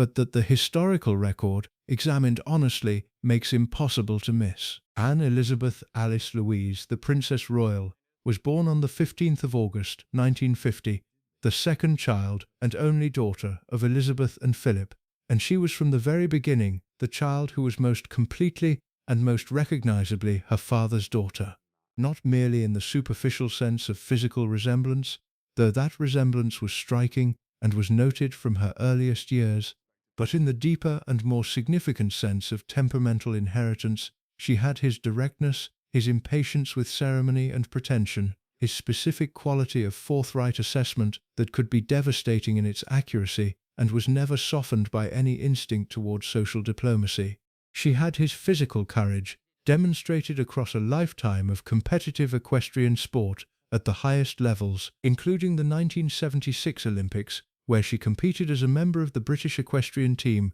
with the same focused and determined excellence that had characterized Philip's own athletic endeavors across his younger years. She had his restlessness, his need for engagement and activity, and the specific satisfaction of practical achievement, his fundamental orientation toward the doing of things rather than the representing of things that made the purely ceremonial aspects of royal life something to be endured rather than savored.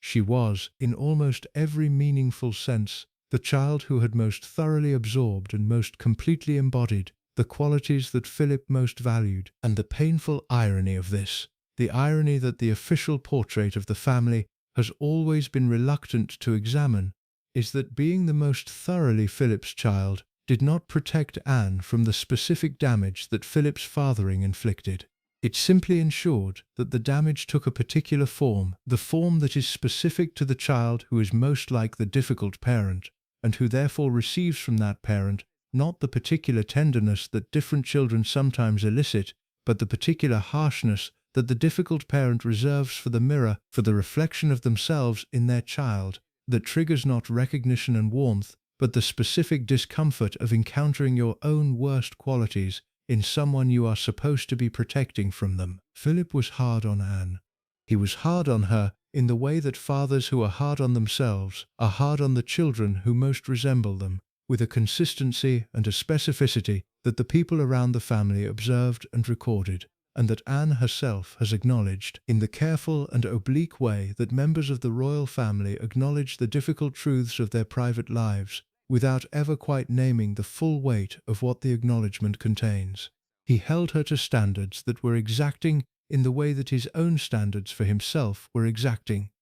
applied the same relentless expectation of capability and resilience to his daughter that he had applied to himself since Gordonstoun, and communicated his assessments of her performance with the same directness and the same absence of softening that he communicated everything. When she succeeded, his pride was real, but expressed in the compressed and oblique way of a man whose formation had not given him the tools for open celebration. When she fell short of his standard, his criticism was direct and specific and delivered without the cushioning of the kind of reassurance that a child needs to receive alongside criticism in order to integrate it as information rather than experience it as judgment.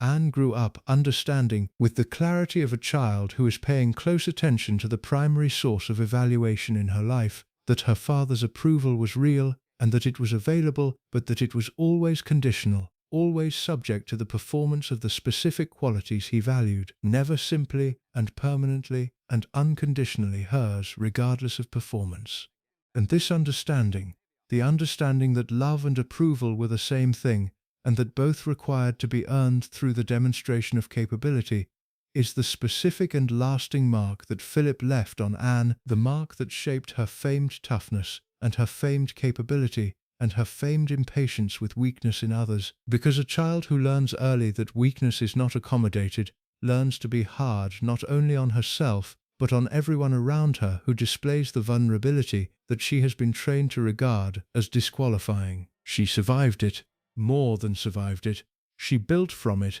as Philip had built from his own formation, a life of genuine achievement and genuine service and genuine capability that stands, by any honest accounting, as one of the more impressive records of sustained royal contribution of the modern era. The Princess Royal's work with Save the Children, her decades of engagement with equestrian sport at the highest competitive levels, her reputation as the hardest-working member of the royal family across the long middle stretch of the reign. These are real achievements, achieved through real effort, and they reflect genuinely admirable qualities of character that deserve to be acknowledged without the qualification that this account has been insisting on. But the qualification is still necessary because the toughness and the capability and the achievement were built on a foundation of precisely the kind of emotional architecture that Philip's fathering had constructed, and the cost of that architecture, the relationships that the toughness made difficult, the vulnerability that the capability required her to suppress, the specific forms of human connection that the training in hardness made inaccessible, is part of the full picture in the same way that it is part of the full picture of Philip himself. She is her father's daughter, in the best and the most complicated senses of that description, and the best and the most complicated senses cannot be separated from each other without doing a disservice to the truth of both. But Anne, for all the difficulty of her relationship with her father, was in a position that the women who married into the Windsor family were not. She had been born into the dynamic, she had been formed by it from infancy, she had developed in the long years of growing up in Philip's household, under Philip's influence, the specific and comprehensive adaptation mechanisms that allowed her to function within its parameters, to navigate the wall and the standards and the specific emotional climate of impossible fathering with the fluency of someone who has never known anything different, and who has therefore, over time, built herself a version of herself that fits the space available. The women who married into the Windsor family had no such fluency. They arrived as adults, formed in different environments with different emotional architectures and different expectations about what family life looked and felt like, and they encountered in the Windsor world, in the person and the influence and the defining presence of Philip, something that their formation had not prepared them for, and that they had, by the time they understood what they were dealing with, already committed to navigating without any of the tools that the navigation required. Diana had her own wounds, her own specific and devastating childhood losses that made her simultaneously more vulnerable to the specific climate of the Windsor family and less equipped to withstand it. Sarah Ferguson had her own formation, her own particular combination of warmth and need, and the specific kind of social exuberance that was, in the Windsor world as Philip had helped to define it, not an asset but a liability. Sophie Rhys-Jones had the specific misfortune of arriving in the family at a moment when the public unravelling of two royal marriages had made the institution more rigid and more defensive and less capable of genuine warmth toward newcomers than it had perhaps ever been. Each of them brought themselves to the marriage they were entering. Each of them encountered Philip, and each of them was shaped by that encounter in ways that were specific to their particular vulnerabilities and Philip's particular limitations, and that left marks on their lives that the official portrait of the family has consistently minimized, and that the full and honest historical account cannot continue to minimize without doing a disservice to the reality of what these women experienced. Diana Frances Spencer arrived in the life of the Windsor family in 1980, at the age of 19, a girl, and girl is the right word, not woman, because 19 is not yet a woman in the sense of someone who has had the time and the experience to develop the interior resources that the situation she was walking into was going to require, who had her own considerable and specifically relevant wounds. Her parents had divorced when she was 6 years old, in circumstances of considerable bitterness and considerable public visibility, and the specific quality of that early loss, the loss of the stable family unit, the experience of being caught between two parents whose relationship with each other had curdled into something hostile and whose capacity to shield their children from the effects of that hostility was limited, had produced in Diana a specific emotional configuration that the people who observed her most carefully from the beginning consistently identified as a combination of extraordinary empathy and extraordinary fragility. She felt things with a completeness and an immediacy that was, in the right environment and the right relationship, a quality of profound beauty. the quality that made her connection with people in pain, with the sick and the grieving, and the excluded and the frightened, so genuine and so moving, and so unlike anything that the more emotionally managed members of the royal family typically offered in their public engagements. But in the wrong environment, in an environment that valued emotional management above emotional expression, and that regarded the specific intensity of Diana's feeling as a form of instability rather than a form of depth, that same quality of feeling everything immediately and completely was not an asset but a vulnerability, not a gift but an exposure. Not something to be cherished and supported, but something to be managed and, where management was insufficient, pathologized.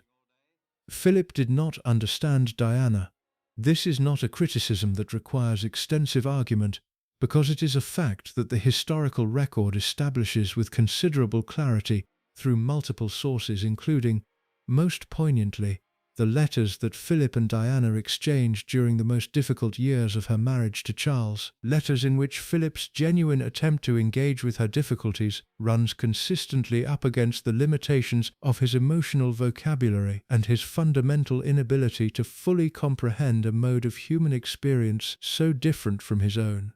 He tried. The letters are evidence of genuine effort on his part.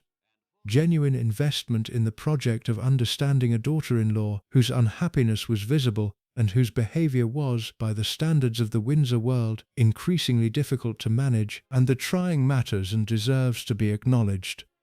But the trying was conducted in the only register available to him,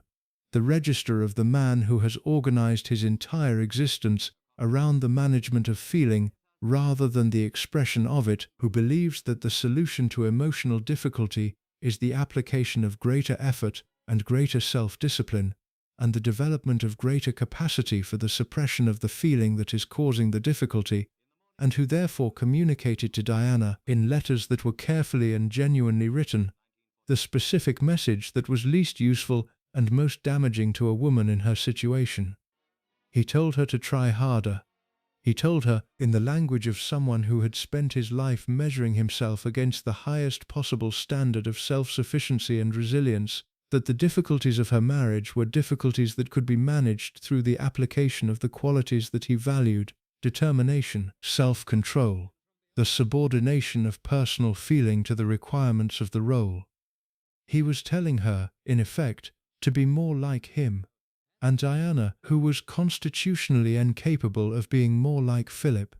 and whose specific gifts and specific needs were precisely the opposite of the qualities he was recommending, received these letters as evidence of something she had suspected from the beginning of her life in the Windsor family,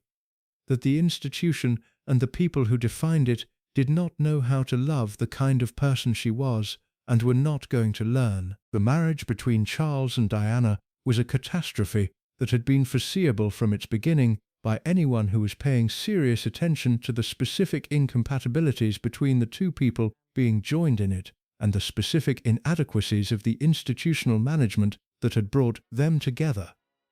Philip's role in that catastrophe is one that the official accounts have handled with considerable delicacy, and the unofficial accounts have sometimes handled with a sensationalism that obscures more than it illuminates. What the honest account requires is neither the official delicacy nor the sensationalist excess, but the specific and uncomfortable truth, which is that Philip's influence on the way the Windsor family operated, the emotional climate he had helped to create, the standards of feeling and self-expression he had established as the family's implicit norm, the specific message that the family's culture sent to women who arrived within it, carrying the expectation of genuine emotional engagement, contributed materially to the environment in which Diana's marriage unraveled, and in which her increasingly desperate attempts to be understood and supported were received as a management problem rather than a human need.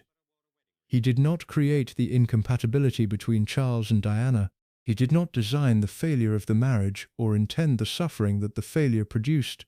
But the world he had built within the Windsor family, the world organized around his own emotional architecture, was a world that was constitutionally unsuited to the specific kind of person Diana was, and the collision between that world and that person produced consequences that were visible to everyone who watched, and devastating to everyone who was inside them. Diana understood this, with the specific and painful clarity of someone who experiences the collision from the inside rather than observing it from without. She understood that the Windsor family's difficulty with her was not simply about the specific difficulties of her marriage to Charles, but about something more fundamental, about the incompatibility between what she was and what the family required her to be, between the emotional openness and the extraordinary empathic sensitivity that were her most defining qualities, and the emotional management and the institutional self-subordination that the Windsor world, as Philip had helped to define it, identified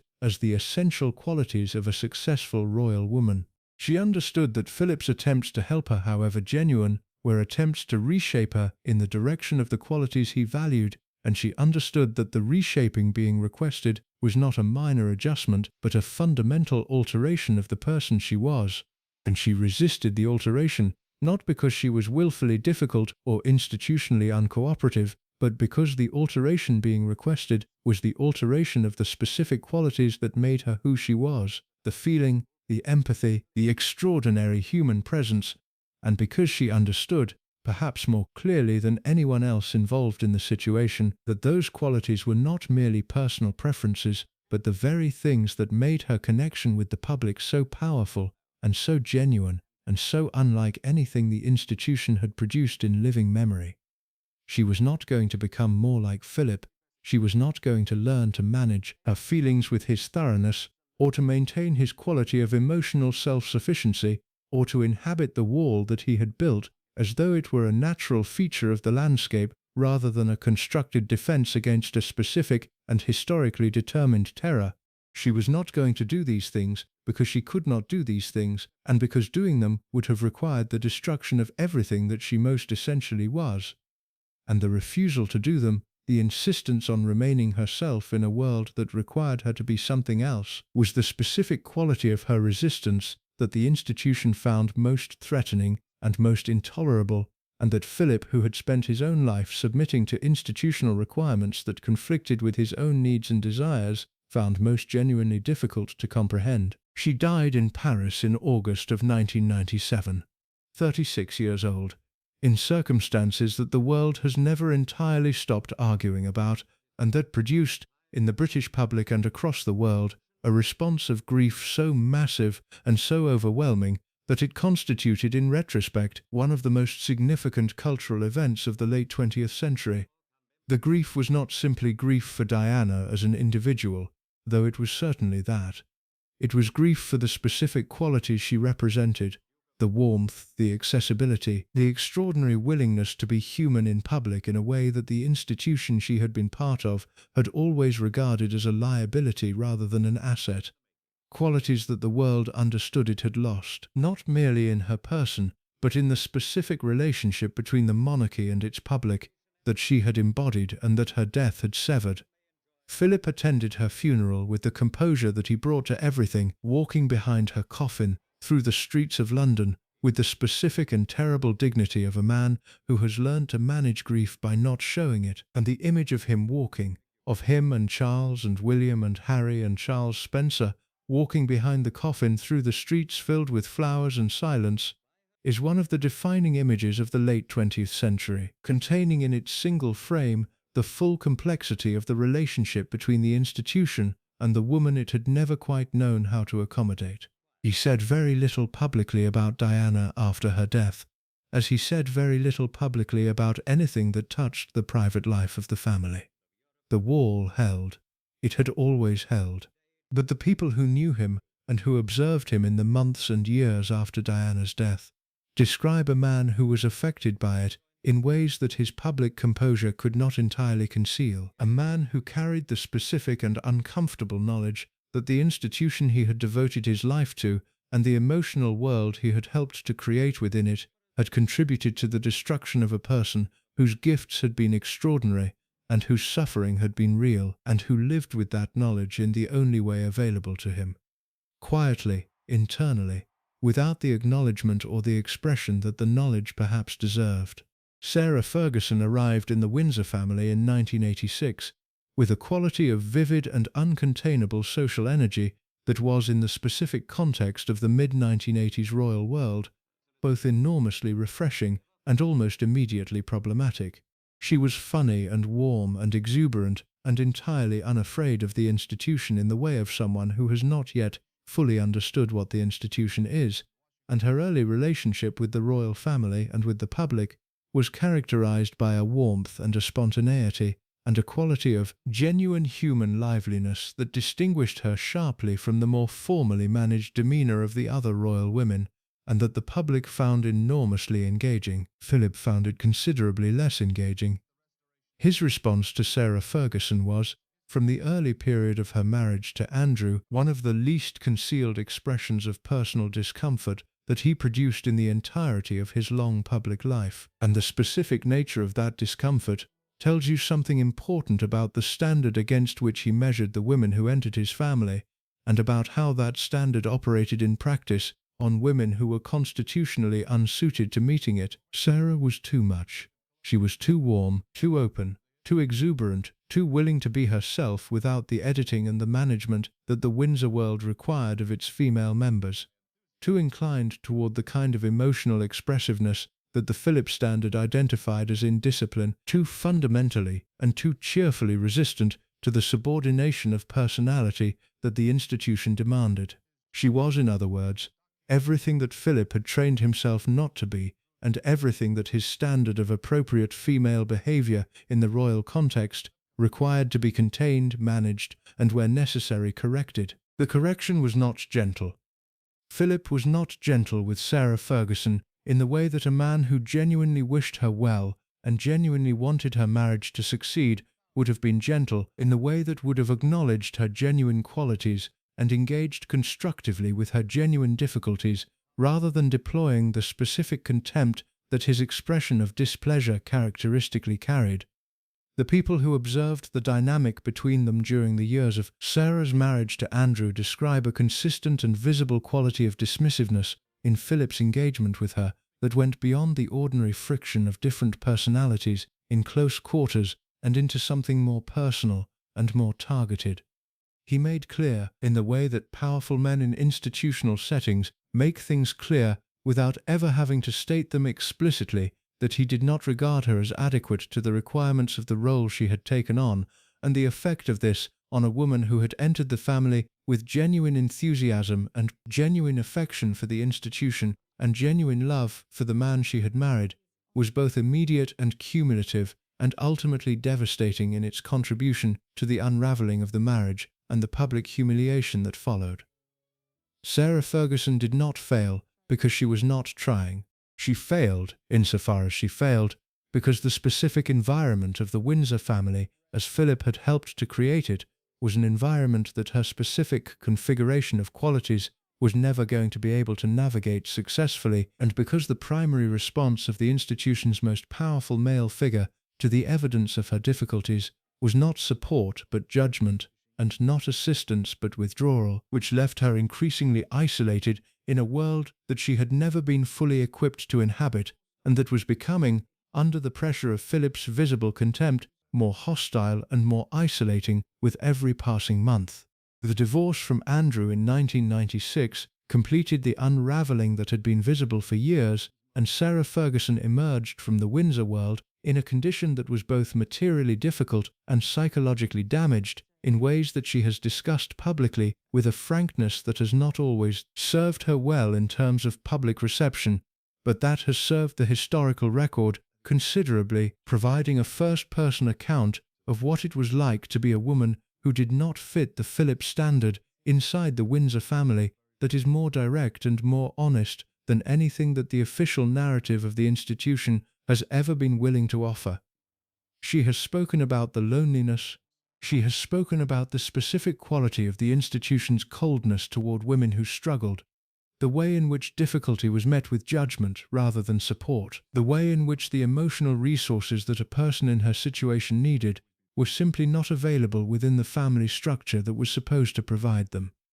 She has spoken in terms that are not specifically about Philip, but that are entirely recognizable as descriptions of the emotional climate he had helped to create, about what it felt like to be found inadequate by the people whose acceptance you needed most, and to have that inadequacy communicated not through direct engagement, but through the specific and grinding mechanism of withdrawal and contempt. She survived it, as the women around Philip almost always survived it, through the specific resilience of people who have been told they are not enough and who have chosen, against the evidence of the telling, to continue anyway. But the surviving left marks. It always left marks. The institution was very good at leaving marks. Sophie Rhys-Jones, who married Prince Edward in 1999 and became the Countess of Wessex, and who is now, in the reconfigured royal landscape of the 21st century, the Duchess of Edinburgh, represents a different chapter in the story of women and Philip, a chapter in which the specific dynamics of the relationship between the impossible patriarch and the women who entered his family were mediated by the specific circumstances of a moment when the institution had been so thoroughly shaken by the events of the 1990s that it was, in certain respects, more self-aware about its own difficulties than it had previously been willing to be. Sophie arrived in the family with her own considerable qualities and her own considerable weariness, the wariness of a woman who had watched from the outside the specific and very public ways in which the Windsor family had treated its previous female arrivals, and who had arrived with her eyes more open, her expectations more calibrated, her understanding of what the institution required more realistic than either Diana or Sarah had managed when they made their entries into the same world. She had also, by most accounts, a specific and genuine rapport with Philip that was different in its character from his relationships with the other daughters-in-law, a rapport that appears to have been based on a quality of mutual directness that Philip responded to in her in a way that he had not been able to respond to in women whose emotional styles were less compatible with his own.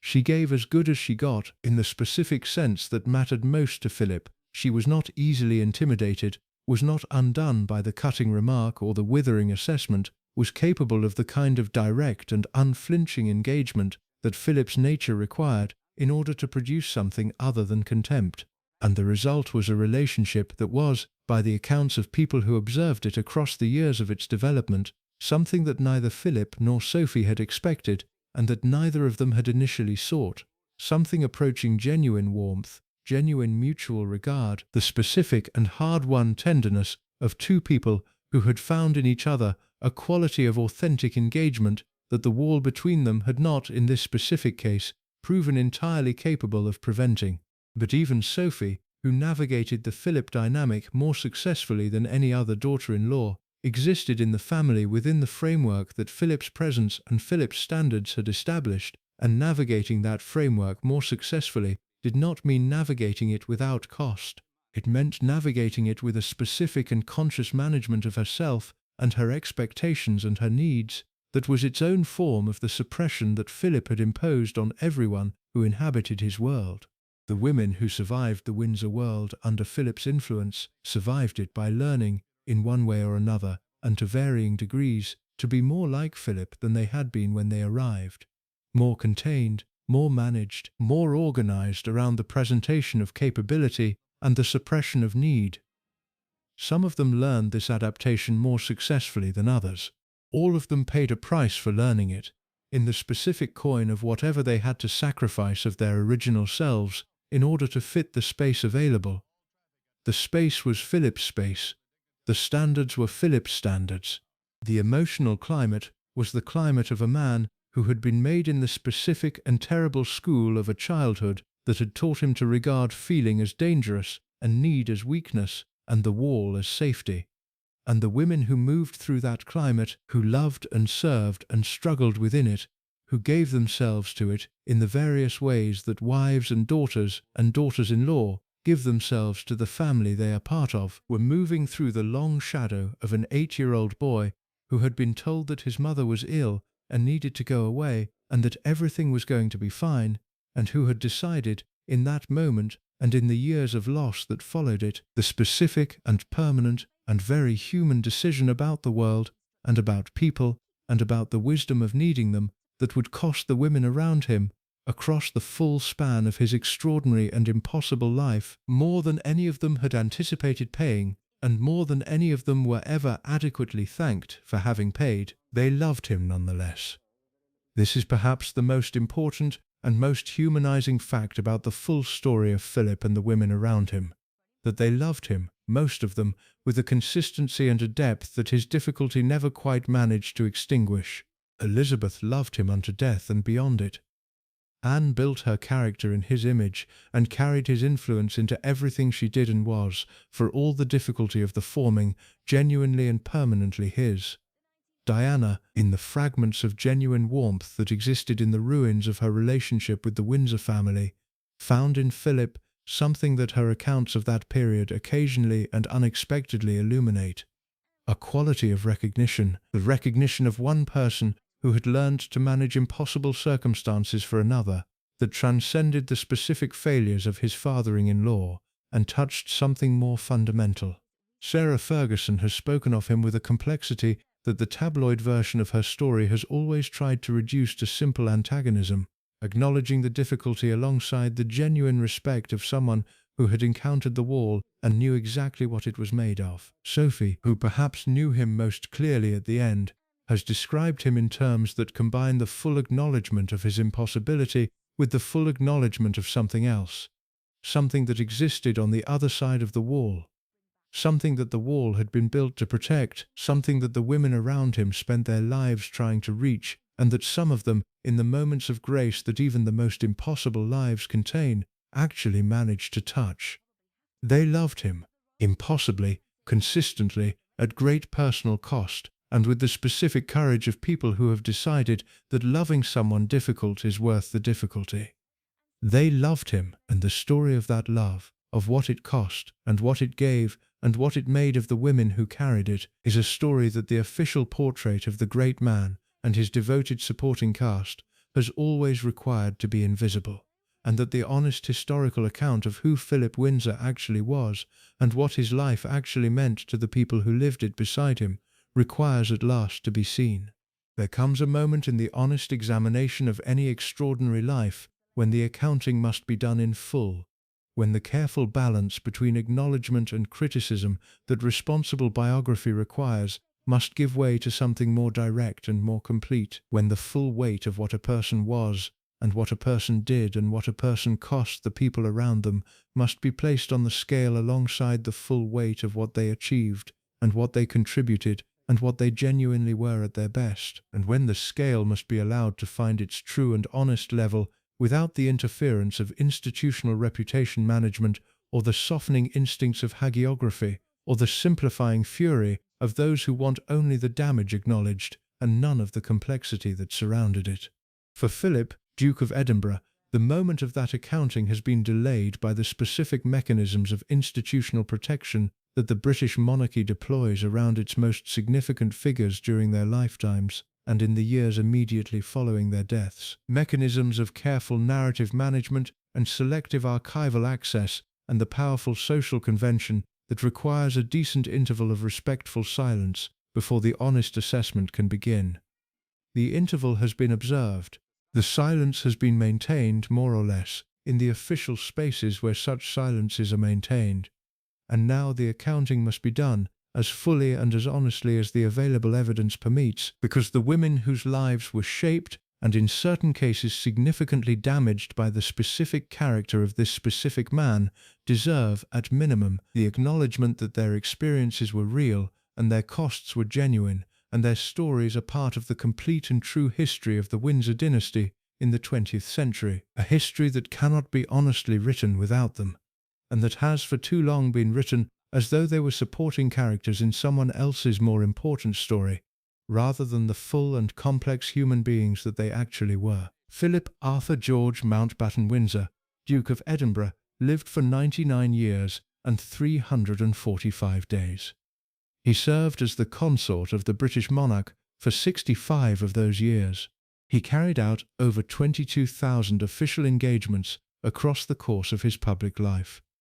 He was patron or president of over 800 organizations. He founded the Duke of Edinburgh Award, which by the time of his death had been undertaken by over 8 million young people in 144 countries, and which remains one of the most significant youth development programs in the world by any reasonable measure of significance. He was a decorated naval officer who served with genuine courage and genuine distinction in the Second World War, present at some of the most significant naval engagements of the Pacific theater and conducting himself throughout with the specific physical bravery and the specific professional competence that the Navy identified and his subsequent career consistently demonstrated. He was a man of genuine intellectual curiosity who engaged seriously with the scientific and environmental questions of his era, who was talking about the dangers of environmental degradation and the importance of conservation decades before these subjects had achieved the mainstream cultural visibility they now possess, who used the platform of his public position to advance causes and arguments that were genuinely important and that reflected a genuinely engaged intelligence rather than the performed concern of a man going through the motions of caring about the world. He was, in the full and comprehensive accounting of his public contribution, an extraordinary figure whose achievements were real and whose commitment to service was genuine, and whose 70-year record of sustained engagement with the requirements of a role that he had not sought and that was in many fundamental respects unsuited to his temperament and his capabilities represents a form of human achievement that deserves recognition on its own terms, evaluated against the specific and extraordinary demands it made, rather than against some easier standard that would make the achievement look more straightforward and less genuinely remarkable than it actually was. And he was impossible. He was impossible in the ways that this account has documented across the full span of the lives of the women around him, impossible in the specific and historically consequential ways that the honest accounting requires to be named clearly and held alongside the achievements, rather than buried beneath them. He was emotionally inaccessible in ways that cost the people closest to him deeply and consistently. He was critical with a precision and a frequency that constituted, in the private spaces of the relationships it was directed into, a sustained form of diminishment that the recipients of it never entirely recovered from. He was constitutionally incapable of providing the specific emotional sustenance that the most important relationships of his life required him to provide.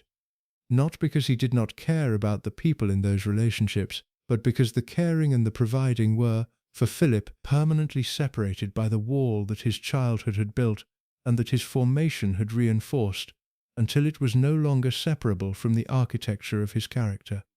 He was unfaithful, in all probability, though the precise dimensions of his infidelity remain genuinely uncertain, because the palace's management of that specific dimension of his biography has been sufficiently thorough to prevent the kind of definitive documentation that responsible historical assessment requires, and the honest account must therefore acknowledge both the probability and the uncertainty, rather than choosing the version that is most convenient for any particular interpretation of the man. He was a father whose specific limitations produced specific and lasting damage in his children and in the women his children married, damage that played out across the most public and most documented family drama of the late 20th century, and that contributed materially to suffering that was real, and to consequences that were permanent, and to the deaths, in the most extreme and the most devastating of the cases, of people who deserved better from the institution and the patriarch that they had the misfortune and the honor of being bound to. This is the accounting, the achievements and the damage, placed side by side on the same scale, examined in the same honest light, refused the comfortable separation that hagiography requires and that honest history must deny. The institutional response to the damage is perhaps the most revealing dimension of the full accounting, more revealing in certain respects than the damage itself, because the damage was the product of a man's individual formation and individual limitations, of the specific and historically explicable ways in which a specific childhood had produced a specific character with specific effects on the people around it. And while the individual responsibility for that damage is real and must be acknowledged, it is located in the personal rather than the institutional realm. The institutional response to the damage is different in its character and its implications, because the institution had choices that the individual did not have, had resources and capabilities and the specific power of an organization rather than a person.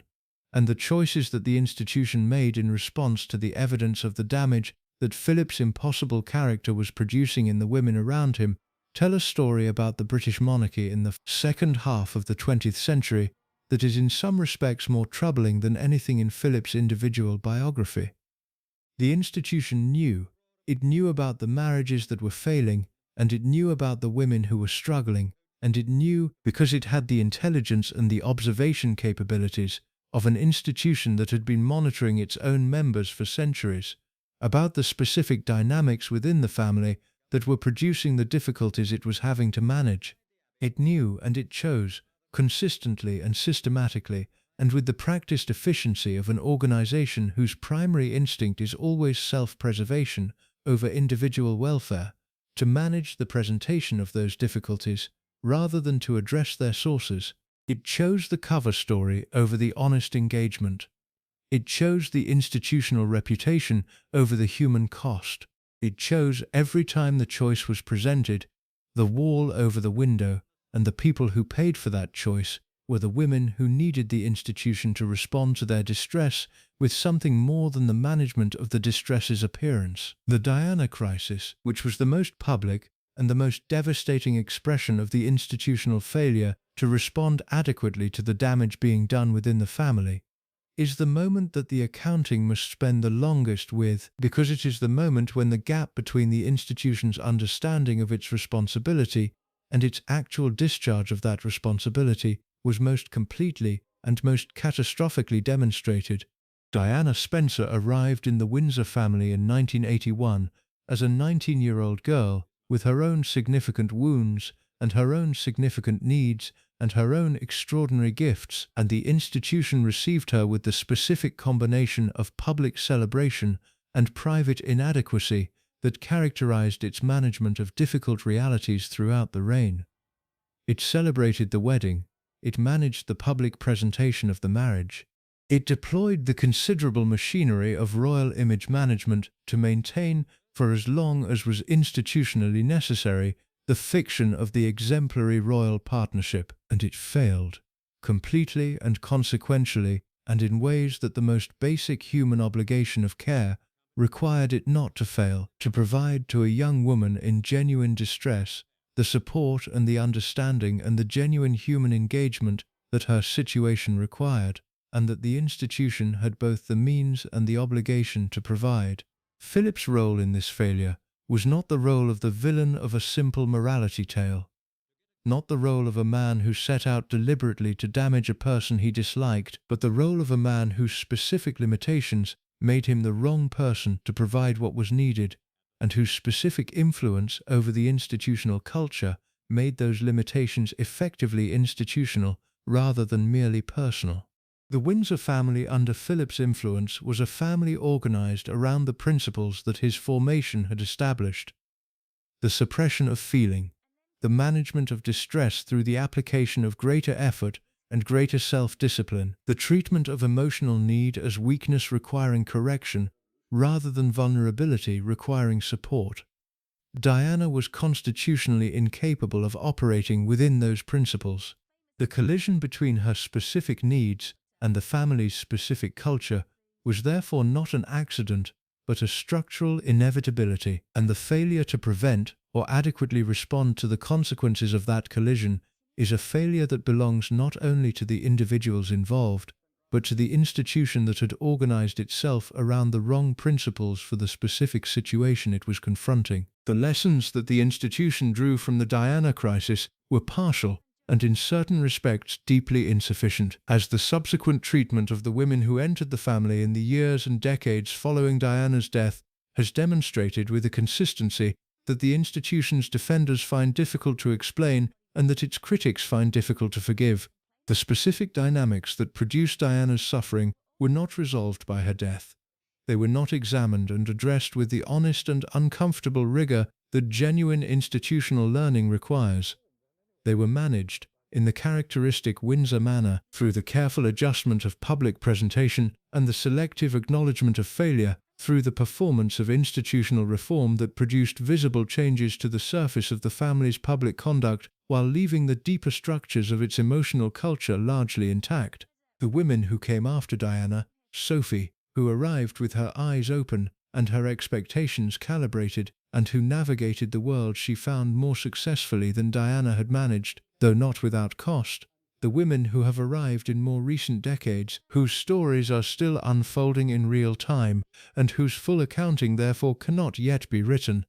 Those women entered a family that had been shaken by what had happened and that had made certain adjustments in response to the shaking, but that had not, at the level that the damage required to be addressed, fundamentally changed. The wall was still there, the standards were still there, the institutional culture that Philip had spent 60 years helping to define was still the operating culture of the institution, modified in its public presentation, but not in its essential character, and the women who arrived within it found the same fundamental landscape that Diana and Sarah Ferguson had found, rendered less obviously hostile by the lessons of the 1990s, but not genuinely different in its deepest organizational logic. The Meghan crisis, which erupted into full public visibility in the early 2020s, and which produced, in the interviews and the testimonies and the Netflix documentary and the memoir that Prince Harry published in 2023, the most direct and the most extensively documented first-person account of what it was like to be a woman entering the Windsor family in the post-Diana era, is the most recent evidence for the argument that the institutional learning from the damage of Philip's impossible influence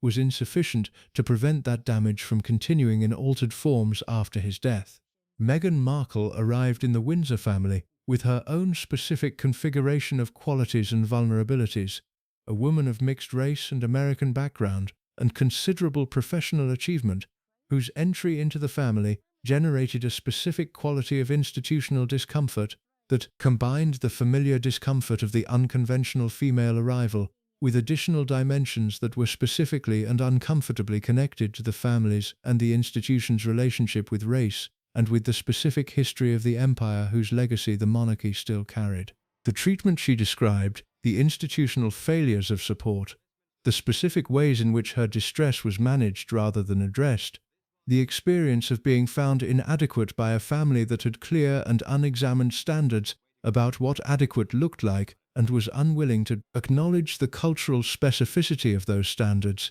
was recognizable to anyone who had been paying serious attention to the history that this account has been examining. It was the same institutional failure in a new register, the same prioritization of the institution's comfort over the individual's welfare, the same treatment of emotional need as a management problem rather than a human reality requiring genuine engagement, the same wall, repainted but not dismantled, still doing precisely what the wall had always done. Philip was alive during the early period of Meghan's arrival in the family. Alive though increasingly frail and increasingly removed from the daily operations of the institution he had served for so long, and the question of his specific relationship to what was happening between his grandson's wife and the family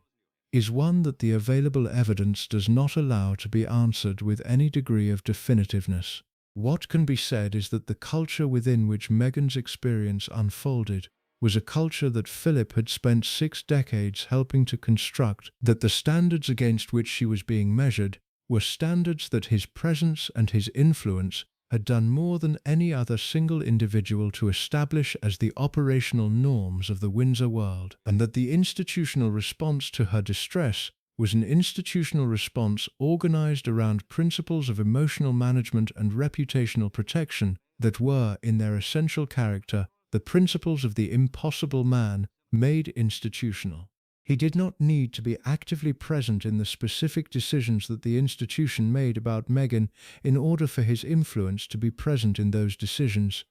The wall he had built was structural by that point. It did not require his ongoing maintenance. It had become, over 60 years of his defining presence, the architecture of the institution itself, and the institution, encountering a woman whose specific needs and specific qualities it did not know how to accommodate, responded in the way that Philip would have recognized, and in certain respects would have endorsed, the way of management and suppression and the treatment of expressed vulnerability as institutional inconvenience. The response drove Meghan and Harry out of the institution entirely, producing the most dramatic rupture in the immediate royal family since the abdication. And the parallels between the two events, between the couple who left in 1936 and the couple who left in 2020, are not merely superficial or coincidental. They are the parallels of an institution that had not, across 85 years separating the two departures, learned the fundamental lesson that both departures were trying to teach it, that people are not manageable in the way that institutions require if the management is conducted without genuine regard for their humanity,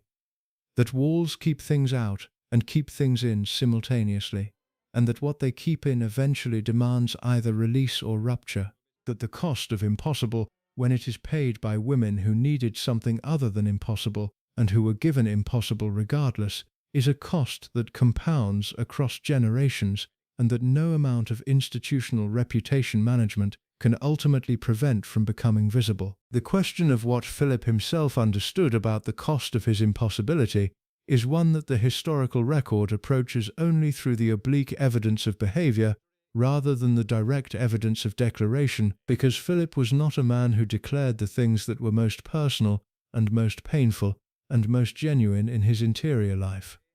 He managed them.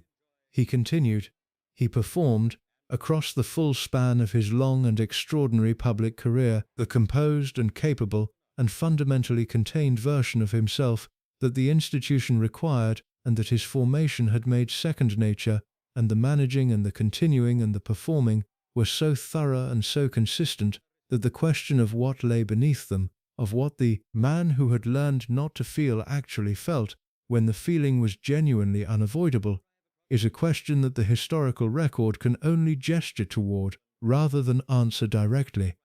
But there are gestures. There are moments in the long biographical record where the management dropped sufficiently to allow a glimpse of something underneath it, something that complicated and deepened and made more fully human the official portrait of the impossible man. There are the letters to Diana, genuinely effortful and genuinely inadequate, the product of a man trying to bridge a gap he did not fully understand with the limited tools he possessed, and the trying itself being evidence of something that the wall had not entirely extinguished. There are the accounts of his relationship with Sophie in the later years, the genuine warmth that developed between them, evidence of a capacity for warmth that had always been there but that required specific conditions to emerge, conditions of directness and mutual respect, and the specific absence of the emotional demand that had always triggered the wall's most defensive configurations. There are the accounts of his relationship with his grandchildren in their early years before the complications of adulthood and the institutional pressures of royal life introduced the difficulties that later characterized certain of those relationships, accounts of a grandfather who was capable of a quality of playful and genuine engagement with small children that the more defended register of his adult relationships did not typically permit. And there are the accounts, most poignantly and most revealingly, of the very last years of his life, the years of his gradual withdrawal from public duties, and his increasingly private existence at Windsor and at Wood Farm on the Sandringham estate, years in which the people who had access to him described someone in whom the wall, if not entirely lowered, had become more permeable than it had been across the preceding decades, as though the approach of death had accomplished what none of the women who loved him and tried to reach him had been able to accomplish. Not the dismantling of the wall exactly, but a softening of it, a quality of increased transparency, an increased willingness to allow the person on the other side to see, if not everything, then more than he had previously permitted. He was 99 years old when he died. He had outlasted most of the people who could have told the complete story of who he was from the inside. His mother was gone, 60 years earlier. His sisters were gone. The women who had known him in China and in the Navy and in the early decades of his royal life were gone. The people who had known him at Gordonstoun, and who could have described the boy who was forming himself in that specific and demanding environment were gone.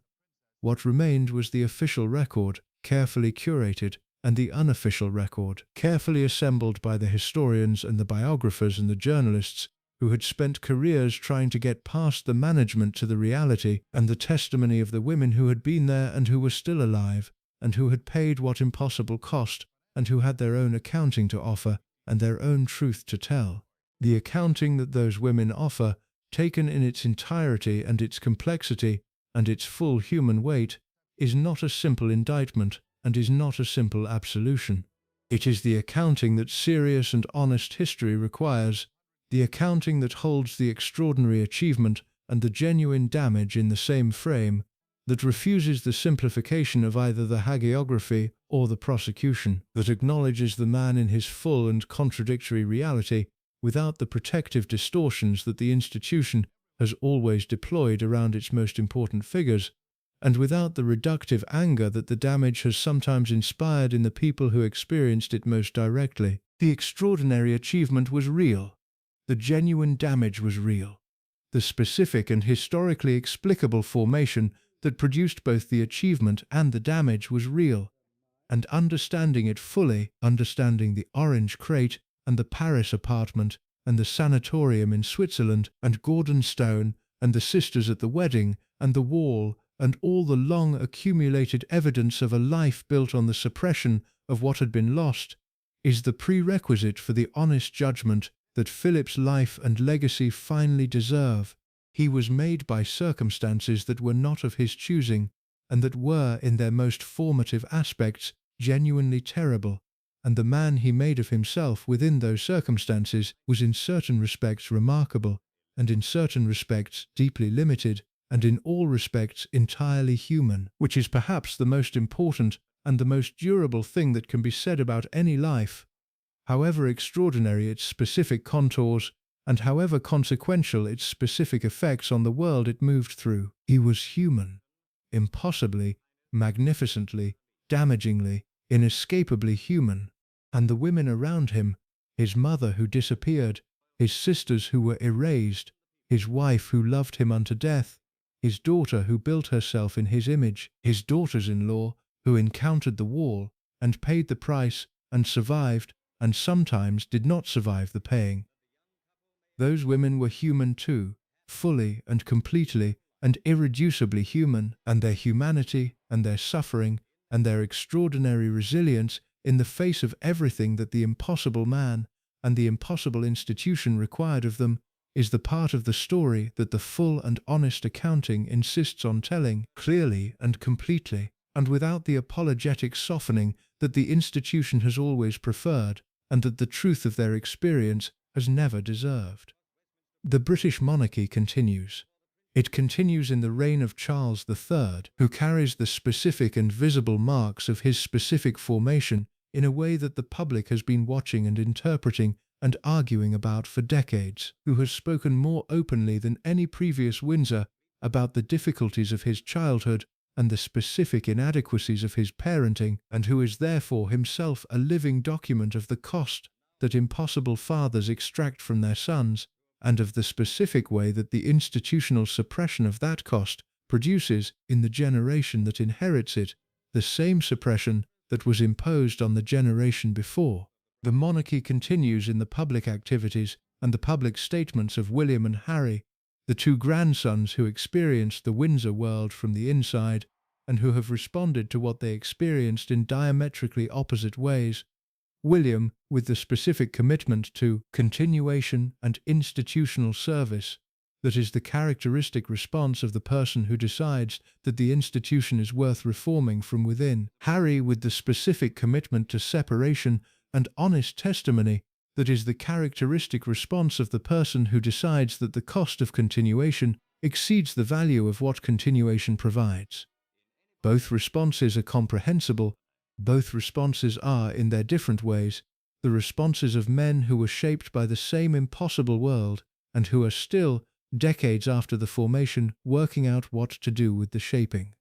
The monarchy continues, and the questions that Philip's life and its cost raise about the institution he served and helped to define, continue with it, unanswered in the full and honest sense that genuine institutional learning requires answers to be provided, but also unignorable in the way that questions become unignorable when they have been paid for in the specific and human currency of the lives of real people who deserved better. The women around Philip paid.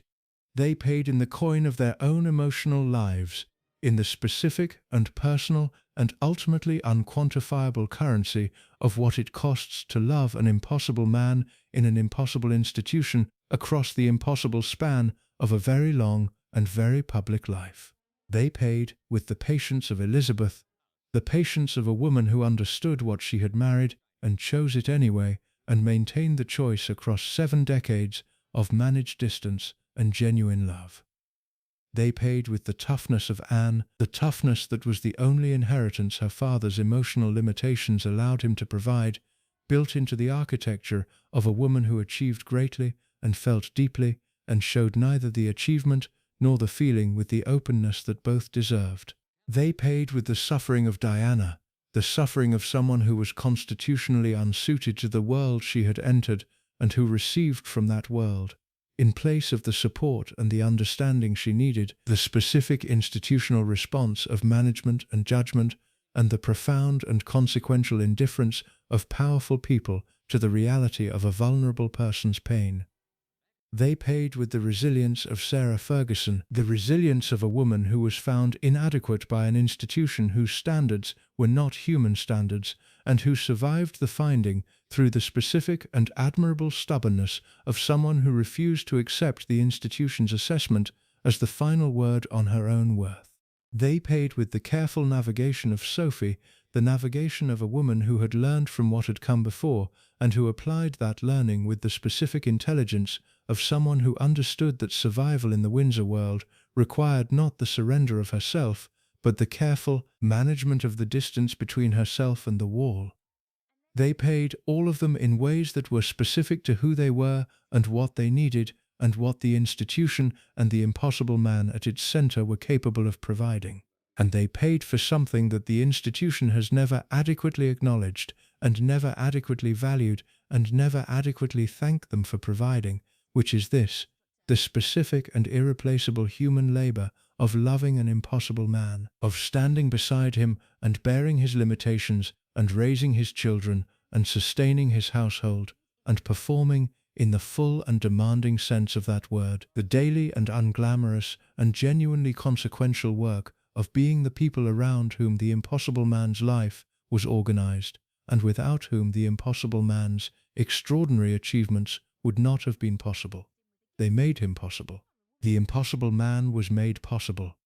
in the most practical and the most fundamental sense, by the women who chose to love him and who sustained that choice across the full cost of what it required. And the reckoning, the honest and complete and long overdue reckoning with what Philip was and what he cost and what he was made possible by, begins and ends with that fact, with the women, with what they gave, with what it cost them, and with the acknowledgement, finally and without qualification and without the softening that the institution has always required, that the cost was real and the giving was extraordinary, and the women who paid it deserved, in the world Philip inhabited and helped to define, so much more than they received. He was impossible, and they loved him anyway. And the loving of him, in all its complexity and all its cost and all its genuine and permanent and finally indestructible human truth, is the part of the story that the palace never wanted told, and that the honest accounting of a long and extraordinary and consequential life insists, at last and for the first time and without apology, on telling in full. There is a version of Philip Windsor that the official history has always been most comfortable presenting.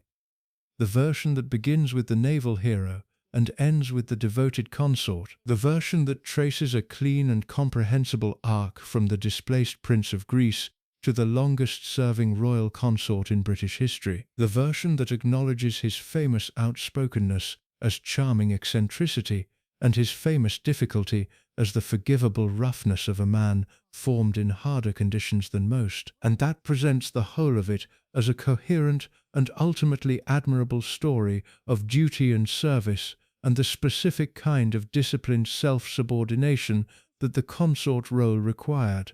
and that Philip, whatever his limitations, ultimately and consistently provided. This version is not false exactly. It contains facts that are accurate and achievements that are real, and qualities that genuinely deserve the acknowledgement they receive within it. But it is incomplete in ways that the honest examination of his life has been insisting upon across the preceding chapters, and it is incomplete not merely in the personal and private dimensions that the preceding chapters have explored, but in a broader and more structural dimension that the final accounting requires to engage with directly. The version of Philip that the official history presents is incomplete because it omits the full examination of what power did to him and what he did with power, because it treats his relationship with masculinity and with the specific forms of masculine authority that the institutions of his life had modeled for him as though that relationship were simply a background fact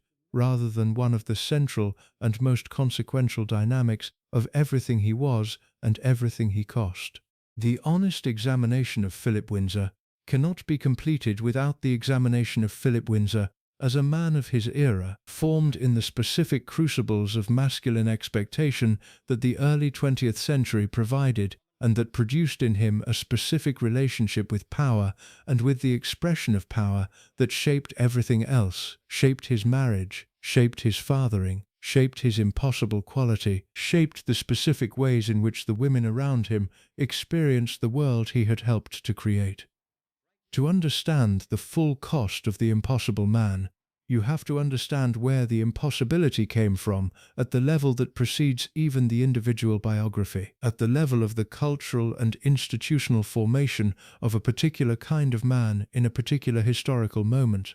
and what that formation required, and what it produced, and what it cost the people who were required to live inside its consequences. The British Navy of the 1930s and 1940s was, in its essential character and its essential culture, one of the most completely masculine institutions in the world. This is not a statement about the Navy's relationship with gender in the modern diversity and inclusion sense, though it is that too. It is a statement about the specific and total quality of the masculine world that the Navy represented and transmitted to the men who passed through it, a world organized entirely around a set of values and a set of expectations and a set of unspoken but absolutely binding understandings about what a man was and what a man did and what a man under no circumstances showed or acknowledged or permitted himself to experience in the presence of other men. The Navy's culture was, in the specific period when Philip entered it, a culture of extraordinary competence and extraordinary courage and extraordinary self-suppression, a culture that valued the qualities that Philip had already developed through the specific formation of his childhood, and that asked of its members precisely the qualities that his formation had made him most completely able to provide. It asked for physical courage, which Philip had in abundance. It asked for technical competence, which Philip possessed, and which he developed in the Navy to a level that earned him genuine recognition from the people best qualified to assess it. It asked for the specific quality of leadership under pressure that Gordonstoun had identified and cultivated, and that the naval environment refined into something that Philip's career would demonstrate consistently and impressively across the years of the Second World War and beyond. And it asked, above all and beneath all, and as the foundational requirement of everything else, for the management of feeling, for the absolute and total subordination of the personal and the emotional to the operational and the institutional, for the specific performance of composed and capable masculinity that the Navy had been producing in its officers for centuries, and that it produced in Philip with a thoroughness that surprised nobody who had watched him arrive at Dartmouth, already more completely formed in its essential character than most of the men who would graduate alongside him. He excelled in the Navy. The historical record on this is unambiguous and deserves to be stated clearly, because the specific quality of his naval service is one of the genuine and unambiguous achievements of his life, and one that has sometimes been undervalued in accounts that are more interested in the consort role and the royal marriage than in the professional career that preceded and in many respects exceeded both in terms of what it actually required of him and what it actually demonstrated about who he was. He served in the Mediterranean fleet, in the Indian Ocean, in the Pacific. He was mentioned in dispatches for his performance at the Battle of Cape Matapan in 1941, where the Allied fleet engaged and defeated an Italian naval force with a decisiveness and a speed that required exactly the kind of coordinated and precise execution under pressure that Philip's role in directing the searchlights of his ship contributed to materially. He was given his first command in 1942 at the age of 21, which was young even by the accelerated standards of a wartime navy that needed commanders faster than the normal peacetime progression could produce them, and the command was given because the people responsible for making it had observed enough of his performance and his capability to conclude that he was ready for it, that the specific combination of intelligence and physical courage and natural authority that he possessed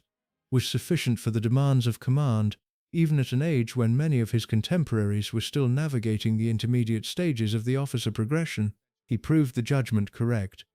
The accounts of the men who served under him during his command years describe a commanding officer who was demanding, as Philip was always demanding, and who was direct, as Philip was always direct, and who held his crew to standards that were high, and enforced them with a consistency that left no ambiguity about what was expected.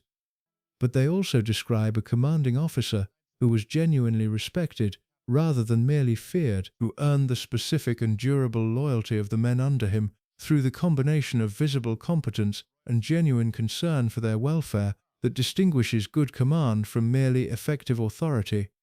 He looked after his men, he pushed them hard, and he held them to high standards, and he did not soften the demands that the operational environment placed on them, but he looked after them with the specific and practical care of a leader who understood that the capability he was asking for required the welfare of the people providing it to be taken seriously. This quality, the quality of genuine and practical concern for the people under his authority, the quality that would later express itself in the Duke of Edinburgh's Award and in the various organizational roles he undertook across his royal career, with the same combination of high expectation and genuine investment, was real and was consistent and was, in the naval context where he first fully developed it, recognized and valued by the people on the receiving end of it in a way that the more complicated dynamics of his family life would rarely allow his equivalent care to be received. Thanks for watching the full documentary. If you like this type of documentary, then please stay with us by subscribing to our channel.